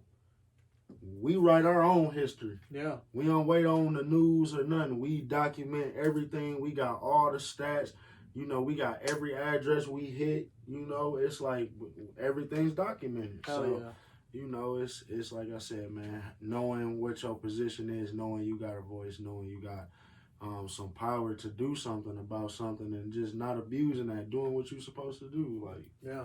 You know, so. Perfectly fucking said. Shout out to the kids, man. No kids left behind, bro. For real, bro. That's why I go hard, because a lot of kids, I would have been the kid that was left behind, you know. Oh yeah, I want to shout out my boy Walter Mulligan. He, you know, was one of them dudes who always gave. I was one of them kids who, you know, I might not have went fucking, you know, hungry at the crib, but it was like there was you know, same shit, ramen noodles. You got the fucking, bro. You got the bare essentials, and it's like, oh, you got the Vienna sausages, you got the got the King Vitamin cereal with the Raisin Bran and shit, bullshit cereal. Chex, yeah, Chex and Cheerios. Yeah, yup. But and what's it called? Them big mini wheats. No, not mini wheats. What's some things? Whatever, we know. Either way, yeah. So shout out Walter. He would literally like I said, that man, like, he kind of like introduced his fucking family to me. Yep. You know what I'm saying? And like they did above and beyond. You know what I'm saying? Like they would cook me dinner, cook me fucking this. They picked me up from the crib. I used to live on River Road, a little trailer park. That was one of the things I used to get, you know, kind of like made fun of and shit. You know, was kind of living in a trailer and you know, just, you know, yeah, just being a little poor and shit. But you know, I used to always, you know, just knock that shit off, make you laugh. I'll make you laugh, you know? Yeah, you can fucking laugh. Hey, I got to shout out the Weigel family, man. Rick Weigel and Kim Weigel and Ryan Weigel and Matt Weigel and the Weigel family. Same shit, bro. Like, it wasn't that I had, you know, like I said, my dad had a decent job, but that self-esteem and shit. Yeah. You know, it was just certain things as a you didn't want to get fucked with at school, so you wanted to fucking, okay, let me just keep a little blow profile. So that was the homie, like, yeah, I go to his house and, like, his family had all the pops and all the snacks. Yeah, that's my man Zach Miller. He had the same shit. And they let us stay up on LimeWire and AOL all fucking night, yeah, bro. Be chatting with the bitches. Yeah, all bro, that shit. Oh, yeah. And they'd drop us off wherever we wanted to go. You know? We love you, Terry Miller, Zach's mom. So, yeah, man, it was just, I completely understand that. And like I said, I grew up in the projects in Saginaw, you know, and I was really doing whatever the fuck I wanted to do at 5 years old, bro. I would wake up, swear to God, bro, wake up, turn on porn, bro. I was already watching porn at 5 years old, bro. VHS, bro. Savage, bro. Just so, yeah, bro. Just like you said, just to see it from both perspectives. Like, you know, moms ain't have it like that. So we was fucked up. Roaches and rats and just bad situation and just leaving the crib at 5 years old out in the morning time in the hood, just roaming the streets, doing what, and then to, you know, you like you said, just, okay, so I seen that. Okay, we grow from that. You've been there. Yeah. You want to give your kids the best home setting so they don't, you don't want to leave no room for your kids to get made fun of and no department for things that you can prevent. Yep. Exactly. Things you can't prevent, fucked up teeth, whatever, ugly face, that shit don't matter. That builds self-esteem if you know how to talk, you know, talk yourself up. But that shit that's preventable, oh, you ain't got the new shoes. Buy your kid the shoes then, bro. Yeah. If that's what your kid getting made fun of, just do it. But teach them, you know, you don't need these. Just because you getting made fun of, here, go buy that motherfucker a pair of shoes until next time you fucking... And you gonna wear them one time just to be like, motherfucker, I don't even need these. My parents just bought them just to teach you motherfuckers. I don't wear that shit and I don't get all that shit because we don't need to. Yeah. You feel me? That's how you play that. My dad was go to school and tell them, fuck them other kids. Like, that's how he was. See, I wish my mom would have been more like that. It was like, you get in trouble, you're grounded for a month. And literally, like... Oh, no, it was like it was, bro. I remember being inside the trailer, inside my room, having to ask to get food, ask to take a piss. And it was like, damn, I feel like I'm in prison. That was how my mom was. Like, goddamn. You know, she'd have a little mirror in the hallway. So if I, like, creeped out without asking, she'd be like, get the fuck back in your room. I gotta take a shit. I gotta take a piss. Mom's was damn near locking the fridge. She used to hide snacks in her room. Crazy shit. You know, and that ain't even to talk down on my mom. It's just they grew up a certain way. Yeah. So we can't fault them. It's just our job to do better. Than the last generation. Exactly. Like, I don't hold no grudge against the last generation. Nope. They was taught a certain way. Now that we adapt, you know, it's okay. We don't live like that no more. We got more information on how to make things happen now. We got more opportunities. So what we do, we gonna create more opportunities. You feel me? Damn right. So, yeah, man. And like I said, bro, the kids, bro, like, how could you not be motivated every day if you got kids? I get it. They tiring. I get it. But to know in the long run that, like, you ball so hard that you damn near broke your ankle and your back and your neck, but your kids got everything, bro. Yes. And it's like they don't need everything, but everything that, you know what I'm saying? They do need it all. Whenever that day comes, hey, it's all gonna be worth it. Hey, these cribs that we fucking bought that are paid off now, shit, them are yours. You want to make money with them? Because if they see work ethic, like, bro, I put these clothes on, I do this fashion shit because my daddy used to wake up and put a suit on and go run a credit union. You feel me? Where people didn't want him running a credit union. He banking at all of the university professors doing all their stuff. You know what I'm saying? So it's like, I watch him every day, bro. Watch. Good colognes, you feel me? So it's like the best of both worlds. I'm watching moms not have it. You know, she ain't got it like that. Then I'm watching pops like he making it happen. Yeah. And I got a stepmom, you feel me? She, you know what I'm saying? So it's like, damn, I see it from all angles. A white stepmom, you feel me? Right. Her family got some money. Then I got a pops. He don't come from money, but he worked his way up 2 jobs to get money, you feel me? Yeah. And I got a mom who, like, she ain't figured it out yet, but we still struggling, but we still working, you know what I'm saying? So it's like that's why I'm able to have empathy, but still be like, bro, if I know people that's all around me that do it, you can do it. I don't see no excuses, you know? I love my mom to death, but yeah, she's like one of the hardest working women. Like, she'll go above and beyond, but she don't take care of herself. That's you know? how And it's like, she's like, I love her to death. I want, you know, I don't ever talk down. It's a survival complex, bro. We'll have like these, like, you know, talks. She'll ask me to come over. I was so upset. You know, she's a bad hoarder, so she's got boxes of crafts just fucking all throughout the whole house, bro. Probably be worth some shit though. Yeah, a lot of money. She's talented as fuck. She could do a bunch of cold shit, but you know, when like you go up in there, she just sleeps on the couch. You know, and then you know she's got this dude that lives with him, and he's like Bob of the fucking Hut, big old fucking dude just died. Yeah. And so like she don't even fucking talk to him. He just stays there. But it's crazy, you know, like when I walked in, literally the fucking trash cans on the ground, everything's fucking, you know, crazy. The cats are on the counter eating the fucking food. I'm just like, I come in, I'm like, man, I can't even have my kids come in here safely to fucking stay here for a night. You know what I'm saying? I'd have to worry if the box is gonna fall and fucking kill them. Yeah. You know, and like that's crazy. But you the example for her. You know what I'm saying? Yeah. It's not that she don't want to get it. It's not that she don't get it. It's just like sad. It's like, man, you know, I'll go pick the trash cans up, and she's like, I can do that. I was like, no, I got it. You know, I was like, hey, if you need help, let me know. Like, you need your lawn mowed, let me know. And like I said, women, bro, that's been like, you know, mom's probably been broken, bro. You got to understand how they grew up. So for sure, women, that's like a lot of women, a lot of our moms that struggle like that. They run on survivor complex. They not worried about taking care of themselves, bro, because they so used to. They got kids at the crib. I got to make sure we keep a roof over the kid's head. Even if it's the necessities, we got the bare necessities. You feel me? Yeah. And like we make it do what we do. So it's like, yeah, man, I'm learning to. I used to really feel some type of way, bro, about moms and like, bro, why wouldn't you? You know what I'm saying? Like, and like I said, at the end of the day, it's a choice, right? Yeah. So as a parent, we understand, like, yeah, we got more technology. Yeah, we got this and that.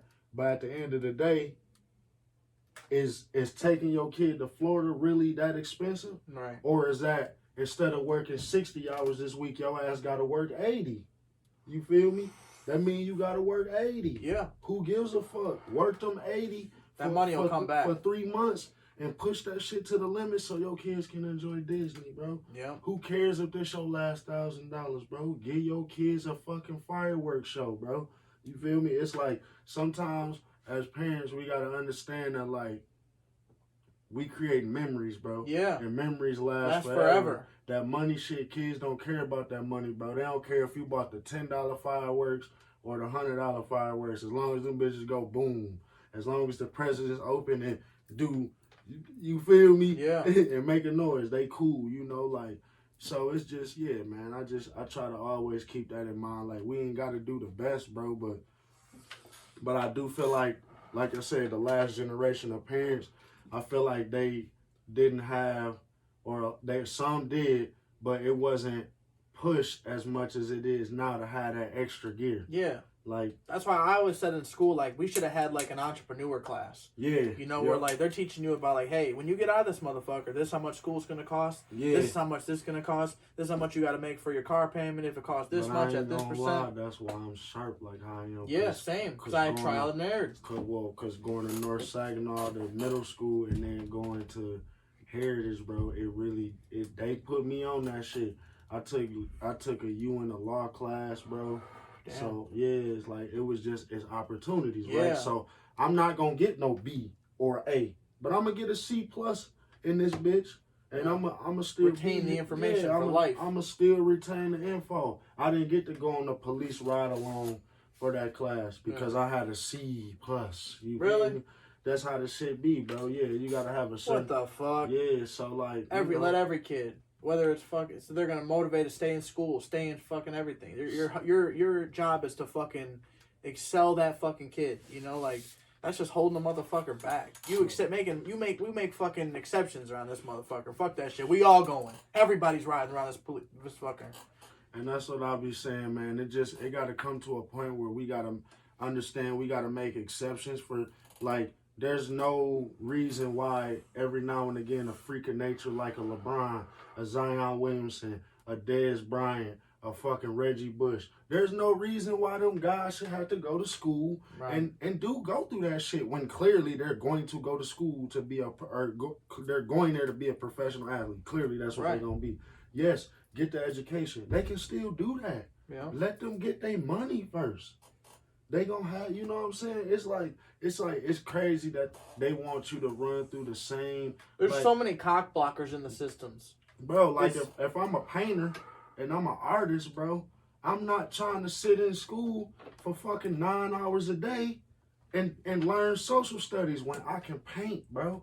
Let me go to art school for 3-4 hours a day, and then the rest of that time, let me be out in nature admiring this shit so I can be inspired by things around me and do more art. Right. Teach me how to sell my art. So that's the problem I feel like is in the school system. Even like you said, the school system is broken because it's all on one curriculum. Right. When in reality, it's like I was that kid. Like I was antsy.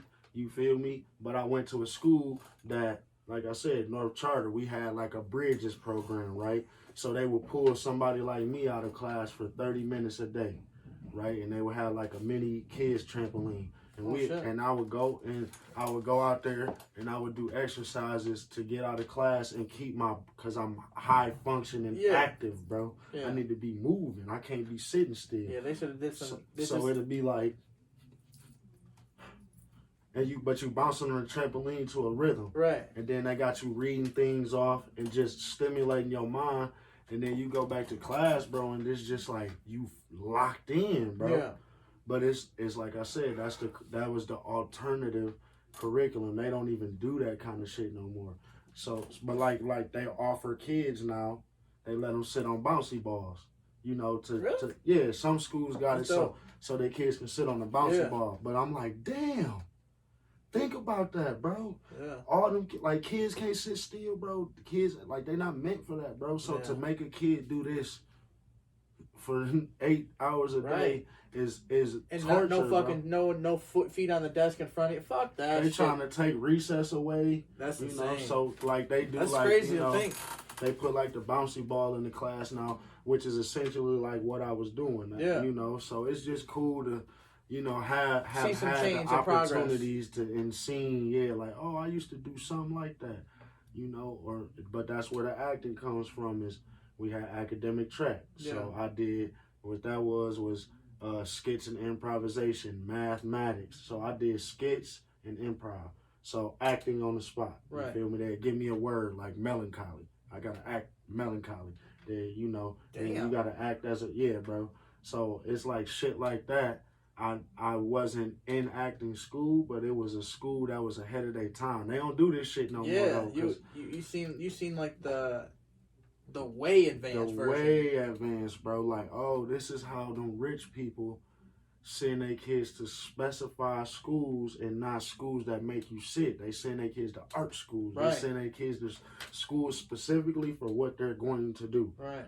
We're going to send you to a school to teach you how to be rich. That's it. Rich and maintain money. Not all this other shit.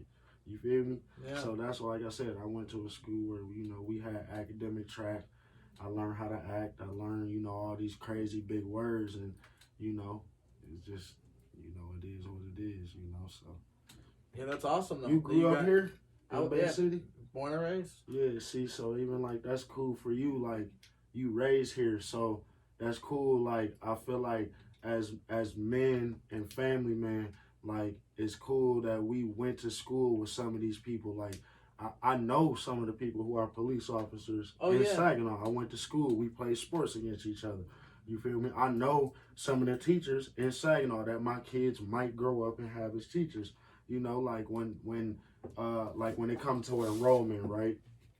Like one of the secretaries, instead of calling their mom because she couldn't get a hold of mom, she just hit me up on Facebook Messenger like, yo, did you want to enroll your son in school this year? Like, that's completely off the, you know what I'm saying, script of what you even supposed to do. Right. But it's like, that's what I enjoy about growing up and planting the seeds in the city. Yeah. And never, like, I ain't never fucked nobody over. You didn't move to Texas and fuck everyone we wasn't robbing nobody. Yeah. We wasn't taking from nobody. We just always made good relationships and did right by people. So now my kids, I ain't gotta worry about my kids going to schools and teachers being mean. If it's a problem, that kid, his dad was a fucking asshole. Bro, he fucking threw they just gonna write me, hey, your son having problems today. Everything good? I know how you is. You feel me? Like, oh, your daughter, you know, they write us directly like, hey, my daughter teacher date one of my homeboys that went to school with me. Damn. So it's like, you feel me? I don't know her, but she dating my mans that I know. So it's like, oh, all right, she gonna give my kid extra care. Yeah. More than what she essentially gonna get somewhere else. Yeah. Yeah. So it's just like, that's why people be like, why you don't leave Saginaw? Bro, my kids got it made, bro. we put in enough work so that we can send our kids to school, and now they, you know what I'm saying? Yeah. If you known in your city and you put in the work, that's extra perks for your kids. Yeah. I tell all the time, like, people that go to, like, one of the McDonald's my mom's working. Yeah. I won't say which one. Yeah. But, yeah, so I'll be like, hey, you working there? Oh, shit. Yeah, my mom's a manager. You know, Yeah. it's her. Yeah. She'll look out for you. You know, she'll take care of you. Tell her you know me. And she's like, really? Damn. Did that shit, and she's like, yeah, she let me cover like 2-3 shifts in a row. Bro, see? Hey, that's what happens. It's all about who you know. Can't tell you how much free food I got in my life from, just like you said, just being in a loop, you know. Oh, bro, we went to school. I got you, bro. Just today I went to Culver's, bro. And the girl that was in the window, she was at one of the protests that I helped organize last summer. So she like, hey, I ain't seen you since last summer. We friends on Facebook, but we ain't seen each other in the pandemic. So she was like, how you been, man? Whoop-de-whoop. Gave me the discount on the food at the register. Yeah. Didn't give a fuck, bro. So it just be like, you know, every, you know, now and again, you know. And that's been since, like I said, as a sophomore, that's when all this shit started. That's when all the D-Hayes and what this is now started, bro. Sophomore with football. And I just, like I said, I just never did. You know, we get in trouble, we get tickets, you know, we say dumb shit sometimes, but I just never maliciously did nothing fucked up. I ain't never did, you know, so that's how I was able to always sustain this level of, you know, focus, man, so. Fuck yeah. That's how it is. Do good by your people, that do good by you tenfold. Baby. On baby, on baby, on baby. And on baby, you better go follow this motherfucker. If you ain't already. Follow. With _ Hayes. Hayes. Can't get it wrong. Smoking is good. We having all types of. Hey, we just chilling, man. But we talk about some shit. There's a lot of knowledge being spoken and just shit that you can just fucking eat on. So don't miss it. This one of them videos that they gonna have to let it marinate, and probably 5 years they gonna be like, damn. Spoke that shit into existence. They gonna watch. This one of them videos, bro. It was so much real shit dropped, bro, that they ain't even, you know. Episode 33, it's a special one. So we got Hayes the Jeweler. You rep a lot of SMY, so much yes. Yeah, man. That's a big one I see all the time. It's a sick brand. He's got a sick-ass custom bag. Shouts out the man who does it all the time. It's a lifestyle brand, yep. Yeah. Yep. So you got community cleanups, you know, your civil rights activists. It's safe to say, you know, you ain't sitting the fuck back and doing nothing. No, I definitely ain't watching the play in the underlay. No, I'm hopping in the game. Yeah. He's in that bitch. Like, and then don't they say, bro? Don't they say this plant make you lazy and don't want to do shit and don't supposedly and sit on the? Ain't that what they say? Supposedly, that's the word. Damn, we doing all this shit while how the hell is it possible? While getting cheddar and smoking broccoli. How the hell is it possible? Sheesh, bro. So yeah, you did a recent interview during that the George Floyd case and stuff with Derek. You got fucking found guilty. Canned his ass. Yep. I don't know when the fucking sentencing is, but I hope he gets the fucking maximum. You know how they do them boys. What was it? Unintentional murder. His fucking, you know. Yeah, it was like, they gonna try to give him 10 years. He'll do 7. It'll be done and over with. How they try to sweep it under the rug. You know how the game go. That's why I don't put my emotions in nothing. Yeah. I just every day we just trying to chip away, bro. You can't put too much emotions. You gotta just know what your position is in the fight.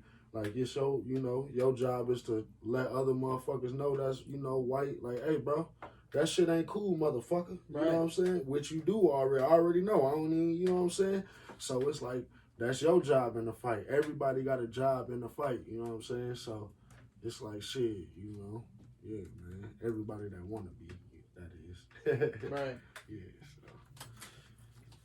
So, I gotta ask, has Subway made you an offer yet from that lit ass poster you made with the Subway? That was tropical smoothie. Well, no, you made it was like a Subway looking outfit with the umbre. Oh, that was Old Town Driving. Okay. Oh, it was like Umbra, the colorway. It was like green and orange, green and yellow. Green, yellow, and white. Yeah, fire. Yeah. Perfect Subway combination. Literally is this color this color, this color. Yeah. But yeah, tropical smoothie as well. I was gonna talk about that, but yeah, we'll talk about that. Oh man, it's the same shit, like everyday shit. You know, it's just everyday shit for you to do that type of shit. It's just put, like you said, a lot of people don't want to put themselves out there. They think they too cool to tag a brand, right? Tag the restaurant they at. You know, it's like, nah, bro. We also appreciate the fucking support. Yeah, if I go to Tropical Smoothie and, you know, like I said, I'm a tag if I got on some decent gear. Like I said, I took the picture outside and they hit me up like, yo, can we use this photo? So it's like people will be like, well, you ain't, bro, why you ain't asking to pay you? And it's just like, well, the goal is to get myself out there in enough of these kind of avenues. They'll fucking find out who Hayes is. Yeah, so it's like people be so worried about getting the money so quick. Right. When in reality, I'm going to just keep doing my thing, bro, and eventually it's going to catch up. Yeah. It's too much hits under Shaq with Hayes, bro. Yeah. It's like 2,000, 3,000, 5,000 different posts, bro. Like, keep up, you know? They can't. There's only one of you. Yeah, so. And he ain't getting up as early. That motherfucker, he's sleeping in past 10:30. You know what I'm saying? Not you. Not me, bro. No lacking. So what's one failure that you would say to like all the guests that walk home watching? One failure that, you know, you kind of take with you everywhere to kind of push you. Would it be like the, you know, getting go ahead. Shit, man. Not making it to the NFL, bro. Yeah. Yeah, bro. That's an L for me. A lot of people be like, oh, well, you did a lot, blah, blah, blah. No, bro. I'm a competitor, bro. And I know even now I can still play football at that level, but I'm so beat the fuck up, bro. Right. Like, my body hurts so bad, it ain't worth it. But, like, that's the one thing, bro, that I hold every day, bro. I wake up and be like, damn, I can have that cheese right now. But, you know, I just ain't had the right people around me who knew how to, you know, what to tell me, how to coach me and such. Like I said, my dad wasn't an athlete, right? So he didn't know the recruiting process. He didn't know that I should be going to U of M camp, Nike camp, Adidas camp. He didn't know that shit. He just knew I'm cold as fuck. Everybody know who I am. They tax, bro. They tax. And exactly, it's like everybody you can't go to them camps. You're not getting the exposure. Exactly. You're not getting the exposure. They don't give a fuck about you on Friday night. So it's like shit like that, bro. I had to learn, like, but that's what I'm saying. So I want to be able to, you know, all the kids who was told they'll have a promising career in baseball, football, hockey, basketball, track, and then what happened when they don't? You feel me? What's their backup? What you gonna do? Ain't nobody tell me I can have a backup. They just told me the only way you can make it is if you play sports. So, you know, like I said, it's just, it comes back to, you know, we make shit what it is. You either gonna roll over, you know, you a military person. I think sports for me, I think I was so addicted to it, was just like, I thought I had a chance. Yeah, it gave you the discipline. I really thought I had a fucking chance. And you got more of an opportunity to make it than a motherfucker who's super athletic but don't want to work out and don't work for it, bro. Yeah. You feel me? So it's like, that's how that shit worked. You could have walked on somewhere just because you work hard. Yeah. And you willing to buy into the system of work hard, show up, hit these weights, be a team player, boom, boom, and you good. I'd have so many fucking times I'm hitting my quarterback up and he's like, nah, not today. But I'm like, hey, I'm ready to catch. Let's fucking throw me the ball. Let's fucking throw. Let's go fucking. I'm ready. Let's go. I was like Kobe. Kobe mentality. That shit was on. That shit was. I was really fueled. We was out there pushing trucks, bro. I'm talking about big trucks. Yeah. Pushing, pulling trucks.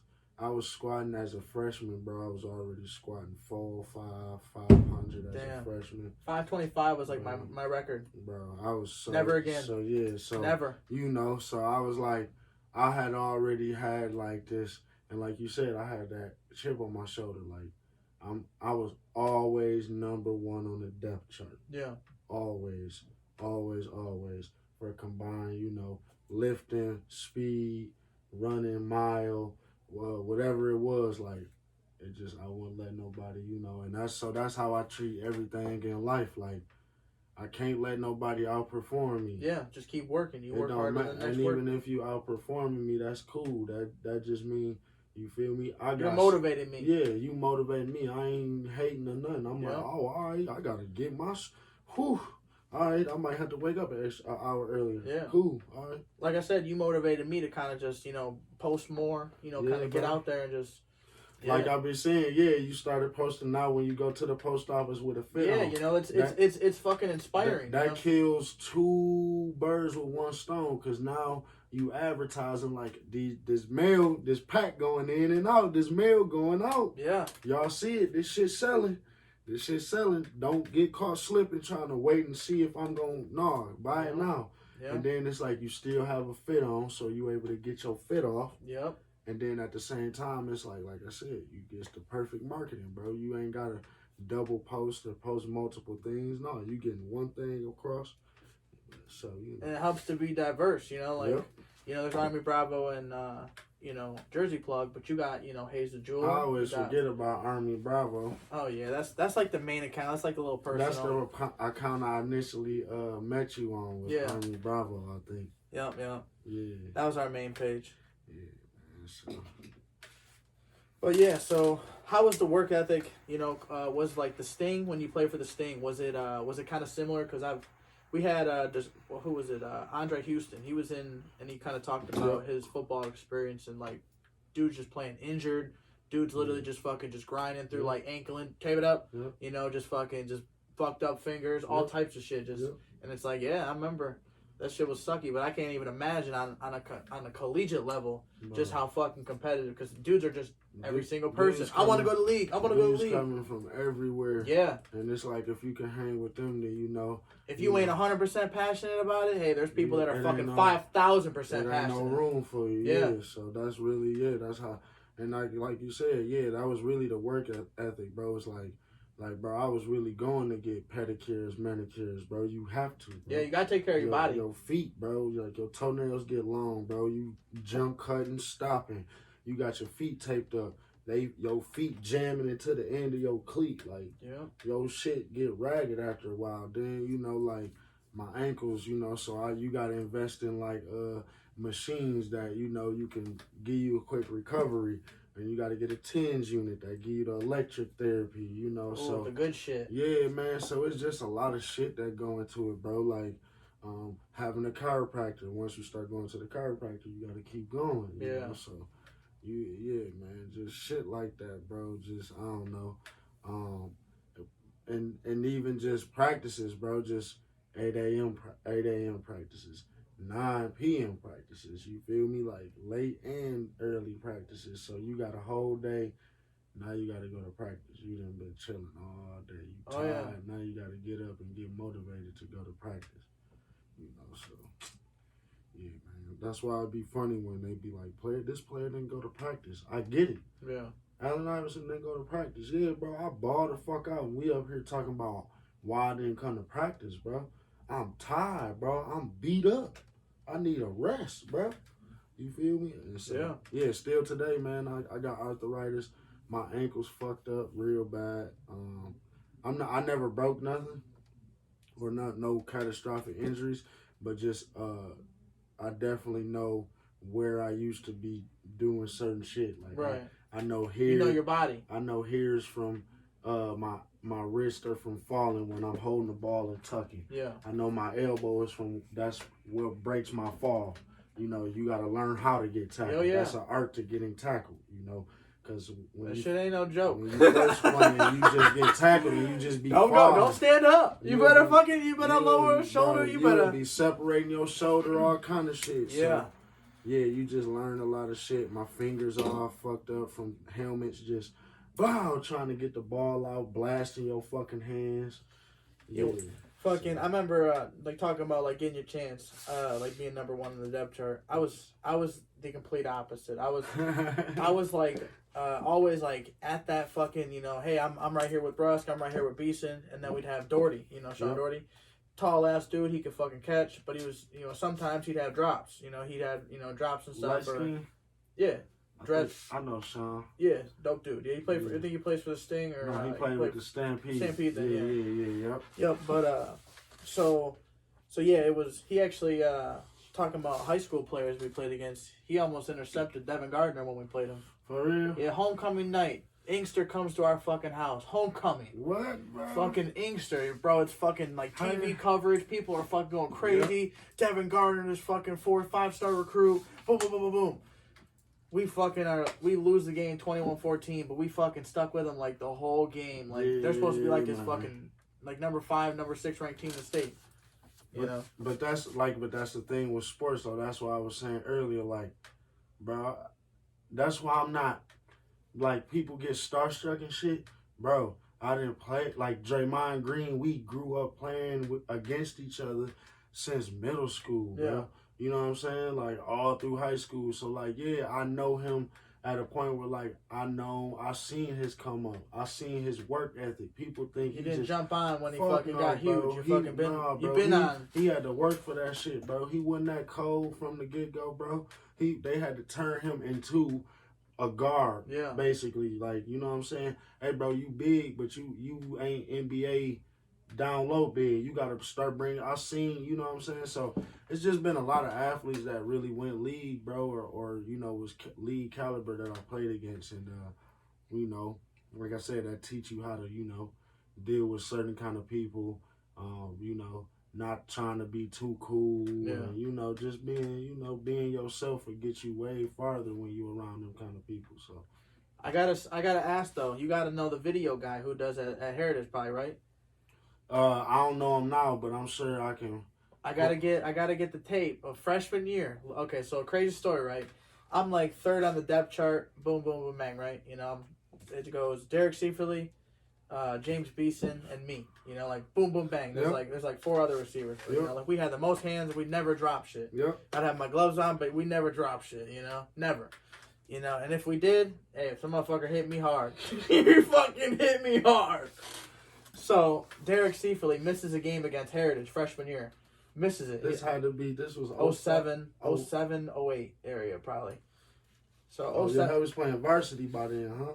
No, it was my freshman year. Oh, okay. So, we're playing Heritage at their house. Okay. And, fucking Derek Seiferle can't make it. His fucking guy has to go, blah, blah, blah, blah. Coach Anderson, hey, Peters, you're up. You're starting, number 1 receiver. I said, hey, you ain't gonna regret it, coach. 3 fucking touchdowns. Fucking balled the fuck out, had like 6 or 7 tackles, fucking was killing motherfuckers, making jukes, looking crazy. You seized the opportunity. Seized that shit and grabbed it. Yep. Derek Seiferle came back, still number 3. What? Yeah. Yeah, that's how they do it, bro. That's how they do it. It's politics. Fuck you, Coach Anderson, you fucking cocksucker. You hated me from the jump because I was short. And I dropped like 1 pass in front of him, and he goes, Peters! This Walter Mulligan, I was just giving him a shout out earlier. He fucking can remember that shit like clear as day. He fucking, goddamn Peters, catch the goddamn ball. He just fucking went off. That's the thing, too, that was people.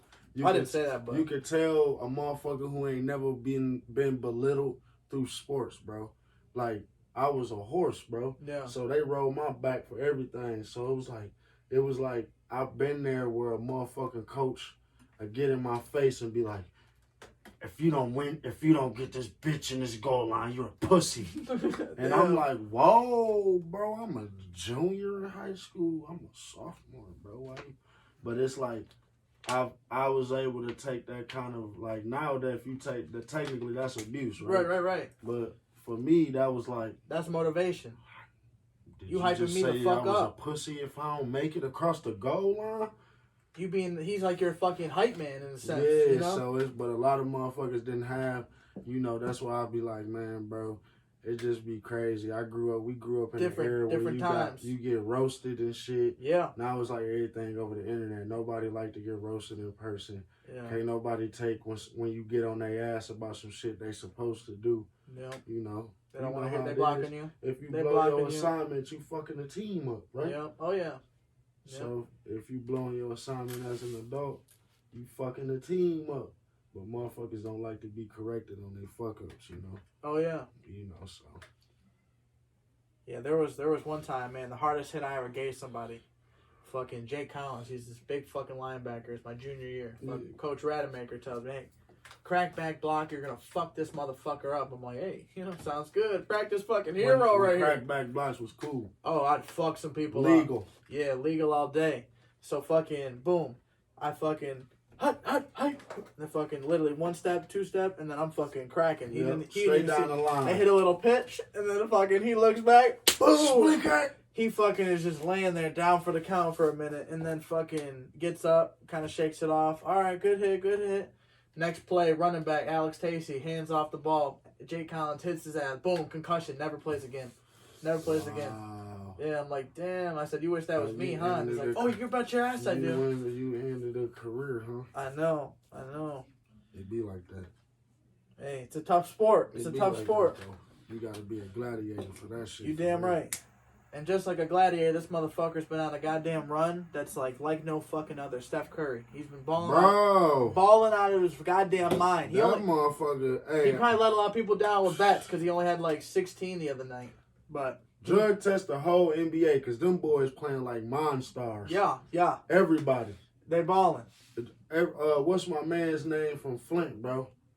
That playing Charlotte, bro. Miles. Kuzma. Miles. Oh, Bridges. Bro.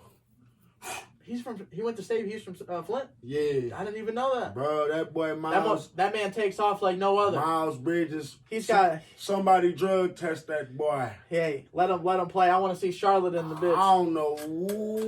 Bro, Paul George. I didn't see every day. I just wake up and get on House of Highlights and get on the NBA. That's hilarious. Let me look up all these fucking crazy dunks. Insane. Curry. What's Steph Curry doing though, bro? Curry with the sauce, boy. 12-year veteran having the best fucking run of his career. He doing some nut shit. Effortless. Holy shit. Effortless. Literally. Beat. Effortless. Split hack. That's what he out there doing. Beat. Split hack. Can't nobody guard that, man. Yeah. It was funny watching him and his brother go at it the other night. Oh, Melo? No. Seth. Oh, Seth yeah, Curry. He played for hit a couple in his mouth. Dallas. He hit a couple in his mouth. Yeah, he split cracked his brother. A couple times. But Steph was like, no. He didn't even say nothing, didn't slap him, didn't. Hey, we keeping it professional. We smoking that ass. We keeping it real. Yeah. We ain't I'll see you after the game. Mm-hmm. Yeah. But man, so father of 3? Father of 3, about to be a father of 4. Father of fucking 4. I don't know how you do it. At any time, bro. Like could be during this interview. Tomorrow. Hey. Yeah, all my kids have been preemie. Woo! All of them come a month to a month and a half early.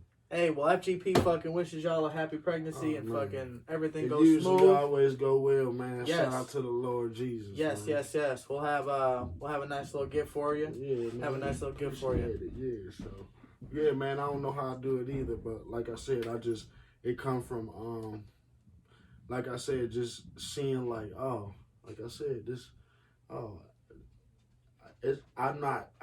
I can't take my kids. It's not that I can't take my kids on a bike ride because I hustle all day and work. Yeah. It's because I don't want to go the extra mile and put my kids in the bike trailer. You know, like I said, it always comes back to like just seeing at the end of the day, like, oh man, it's only 6, 7 o'clock. Come on, y'all, we can do something. Come on, we can do something. Yeah, you know, just always. So that's always been what I just seen. You know, like okay, if I just always do more, you know, the kids can't nobody tell my kids shit about me. Right. You know? Yeah, so. Facts. I fucking... you do it too, bro. I had epiphany the one day, fucking, you know, I'm like, man, every single night, I'm going to read her a bedtime story. Every single motherfucking night. Even if it's the same book, even if there's hey, pick a book. I don't give a fuck. If it's a long-ass book, we read chapter 1. You know, whatever. We'll keep reading it, but, hey, we ain't going to read fucking an hour and a half, you know, It's our book. And we're at those hippie parents, bro, who we like when all the kids born, we take books to the hospital, bro, because they all be in a NICU, you know, in a little baby unit to, you know, get bigger and stronger. So I always bring a book and read it to the kids. That's dope. They be a week old, 2 days old, they getting a book read early, So yeah, man, that's just, and now it pays off. Like all the kids smart, bro. All of them way more advanced than what a kid should be, bro. Like I'm scared to see what my kids. How great is that to watch them grow so young? Like watch them be able to have, so like much guidance for them. All y'all athletic. All y'all exactly got wits and smarts. My son Knox, that's my middle son. Well, yeah, my second child. Knox, he's the probably the brightest one out the game. Yeah. Yeah, not the brightest, like not in terms of smart wise, but he picks most up shit observant and pick up quick. So he like don't even think that like, when I give him a whole stack of money or something, and he don't think that shit but paper. But I give him some of them medals or like some flowers. Yeah. He'll see the flowers in the jar. Yeah. Ooh, that. Ooh, so he'll grab a necklace. I want to put on a necklace. So he learned that. So I'm teaching him math through medals. And this is what you do. You take your money and convert it, and he 3. Damn. So yeah, man, I'm just like, if they want it and they showing that if they're open to learn and teach that shit, I'm gonna teach it, yeah. So because they're gonna be there regardless, chilling with you with the medals as you counted anyway. But yeah, that's like I said, though, that's one of the things I seen that was important with the kid is reading to him in the early years. So like you said, I just always took pride in, now they all bring books to us to read. They be skimming through books on the floor on their own. So hell yeah. Yes, sir. Again, social media shout out with _Hayes. King of motivating me to gas up more. Hype people up. Stay supporting me. Hype your people up, man. Even if they ain't your people, if you like it, hype it. That's all there is to it. You feel me? We got the PSA. We got the 22 challenges going on every single day if you want it. 22 days. I'll hit them. 22 days of your fucking time. You want me to hit them? Yeah, we can both hit them. I'll hit them. 22 challenge. All veterans, I challenge you. Anybody fit, challenge you. Anybody, don't got shoulder issues. I got a little shoulder issue, but we can work past it. I know my limits. Yeah, I'll punch out them 22 It's just a reason to work out. If you need something, whatever. Let this challenge inspire you to fucking get it started. You know what I'm saying? 22 challenge every day. 22 veterans commit suicide.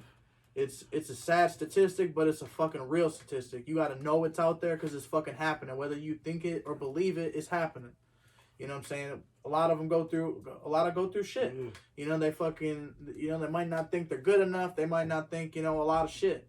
And we as a fucking community, it is our job to pick our fucking people up. That's why we hype each other up. Exactly. It's our job to hype a motherfucker up. If somebody's having a fucking bad day, you fucking check on them. You fucking be their hype man. Okay, you just got a new car? Even if you fucking don't think the color is, the right blue you like, hey, it's an older model. Who gives a fuck? Hey, that's a dope ass car. Yeah. When you gonna ride and buy me some ice cream? You know, whatever. You getting money now. You got you a car. Yeah, buy me something. It don't matter. It's just a little shit. It'll make a motherfucker feel good. You know, let's show somebody like you. Like you, in my opinion, are so good at showing somebody the value that they bring or the value importance they got.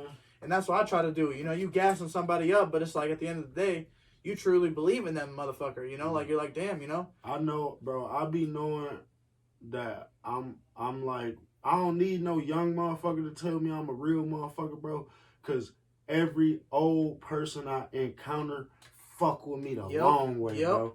Every old person respect what I got to say. They take time. We talk to each other, and it be like, okay, young man, I ain't okay. And you could tell, like, they don't have them interactions often, bro, with younger people. So that's my validation. That's all I be needing. Like, if I can talk to 1, 2, 3 old people a day, bro, just the OGs, and, like, you feel me, hype them up and gain some info from them, I'm good, bro. I used to hype people up at the drive-thru. Yeah. So I used to hype people up and, ended up, kind of hyping this one chick up. I see with a friend of mine, and it was at her mom. Ended up, kind of meeting her mom, and ended up fucking her mom and all that shit.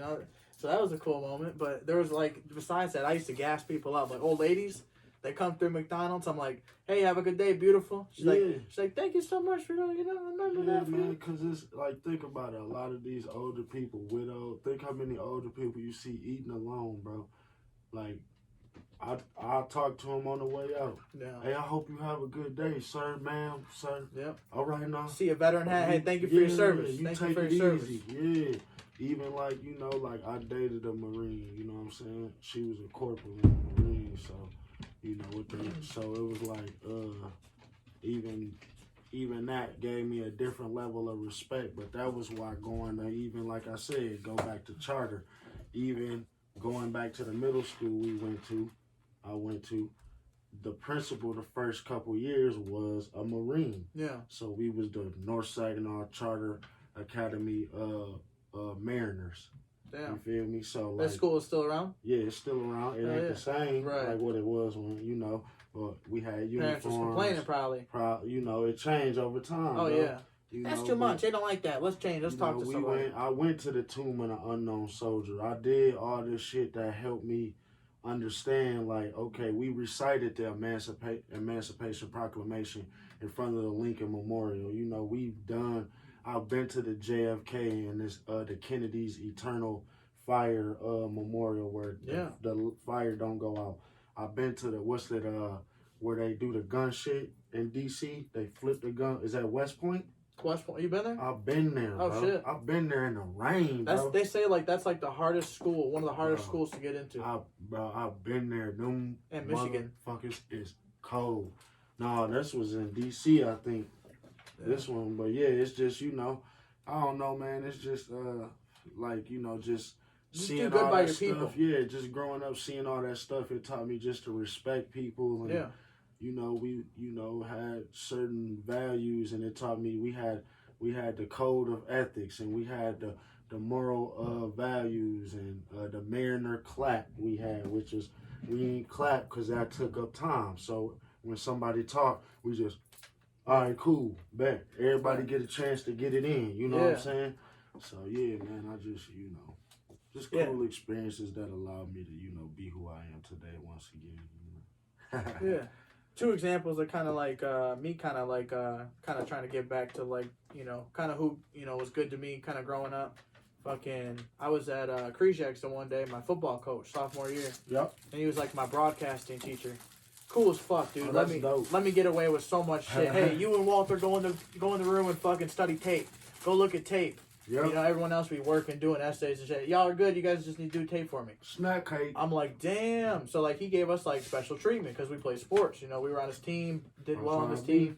Yeah, so, like, it was special perks. So, like, I seen him at Krejcik's. Fucking, I told the waiter, I was like, hey, give me his bill. I'm going to pay for it.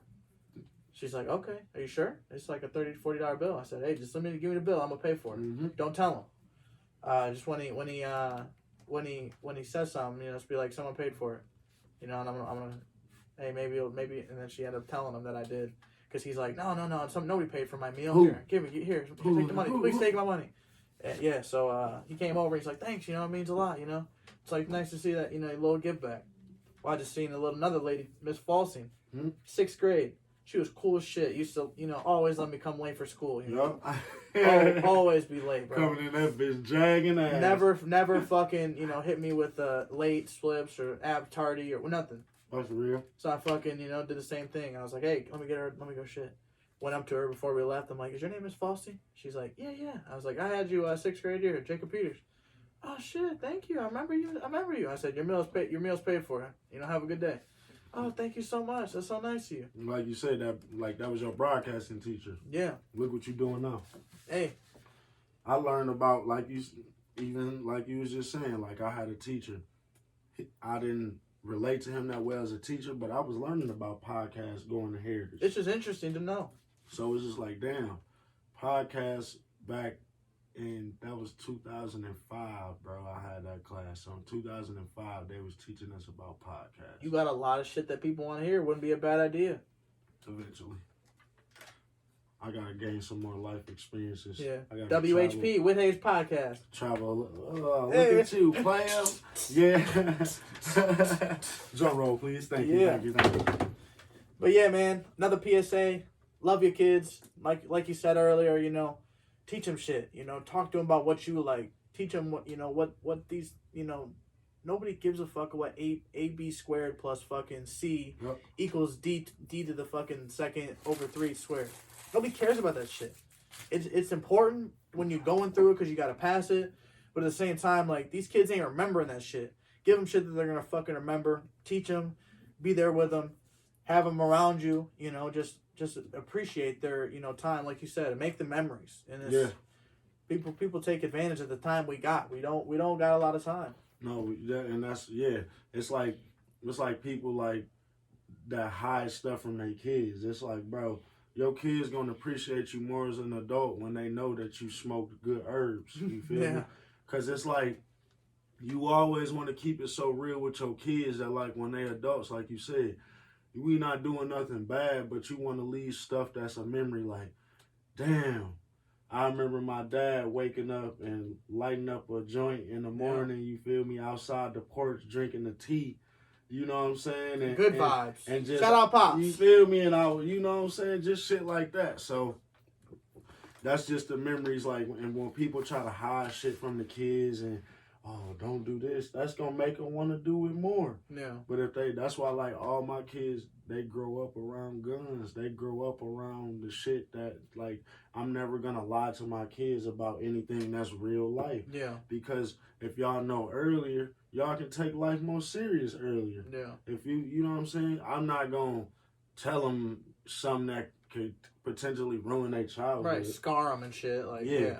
Grab the gun and grab the safe. Here, no, this fucking shit. Yeah, but things that are like, you know, like dad, you know, gets weapons and guns because this is what's going on in society. Yeah. These are the things that are happening. They're educated as hell. Yeah, people try to take kids like you from our families because they want you and they want things that you have. So people might try to take you from us, you know, and, you know, it's just a crazy world. And they 4, 3, and, you know, 2. So, you know, they might not get it yet, but they get it because, you know, they see it already. Like, oh, okay, Dad always had that around. Dad always had that around, you know? Yeah. All right. You gonna like this next question? Yeah.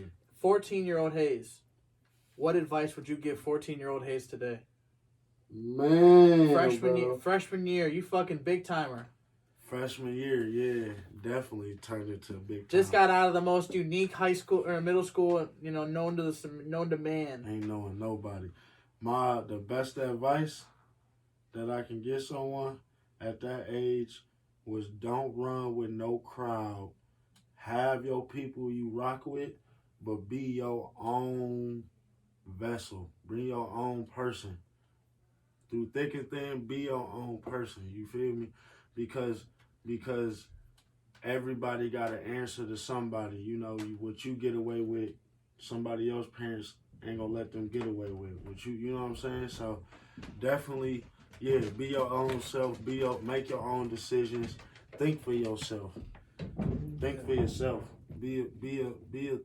Always ask questions. Yeah. Yeah. It's okay to ask questions. Don't ever take the first thing.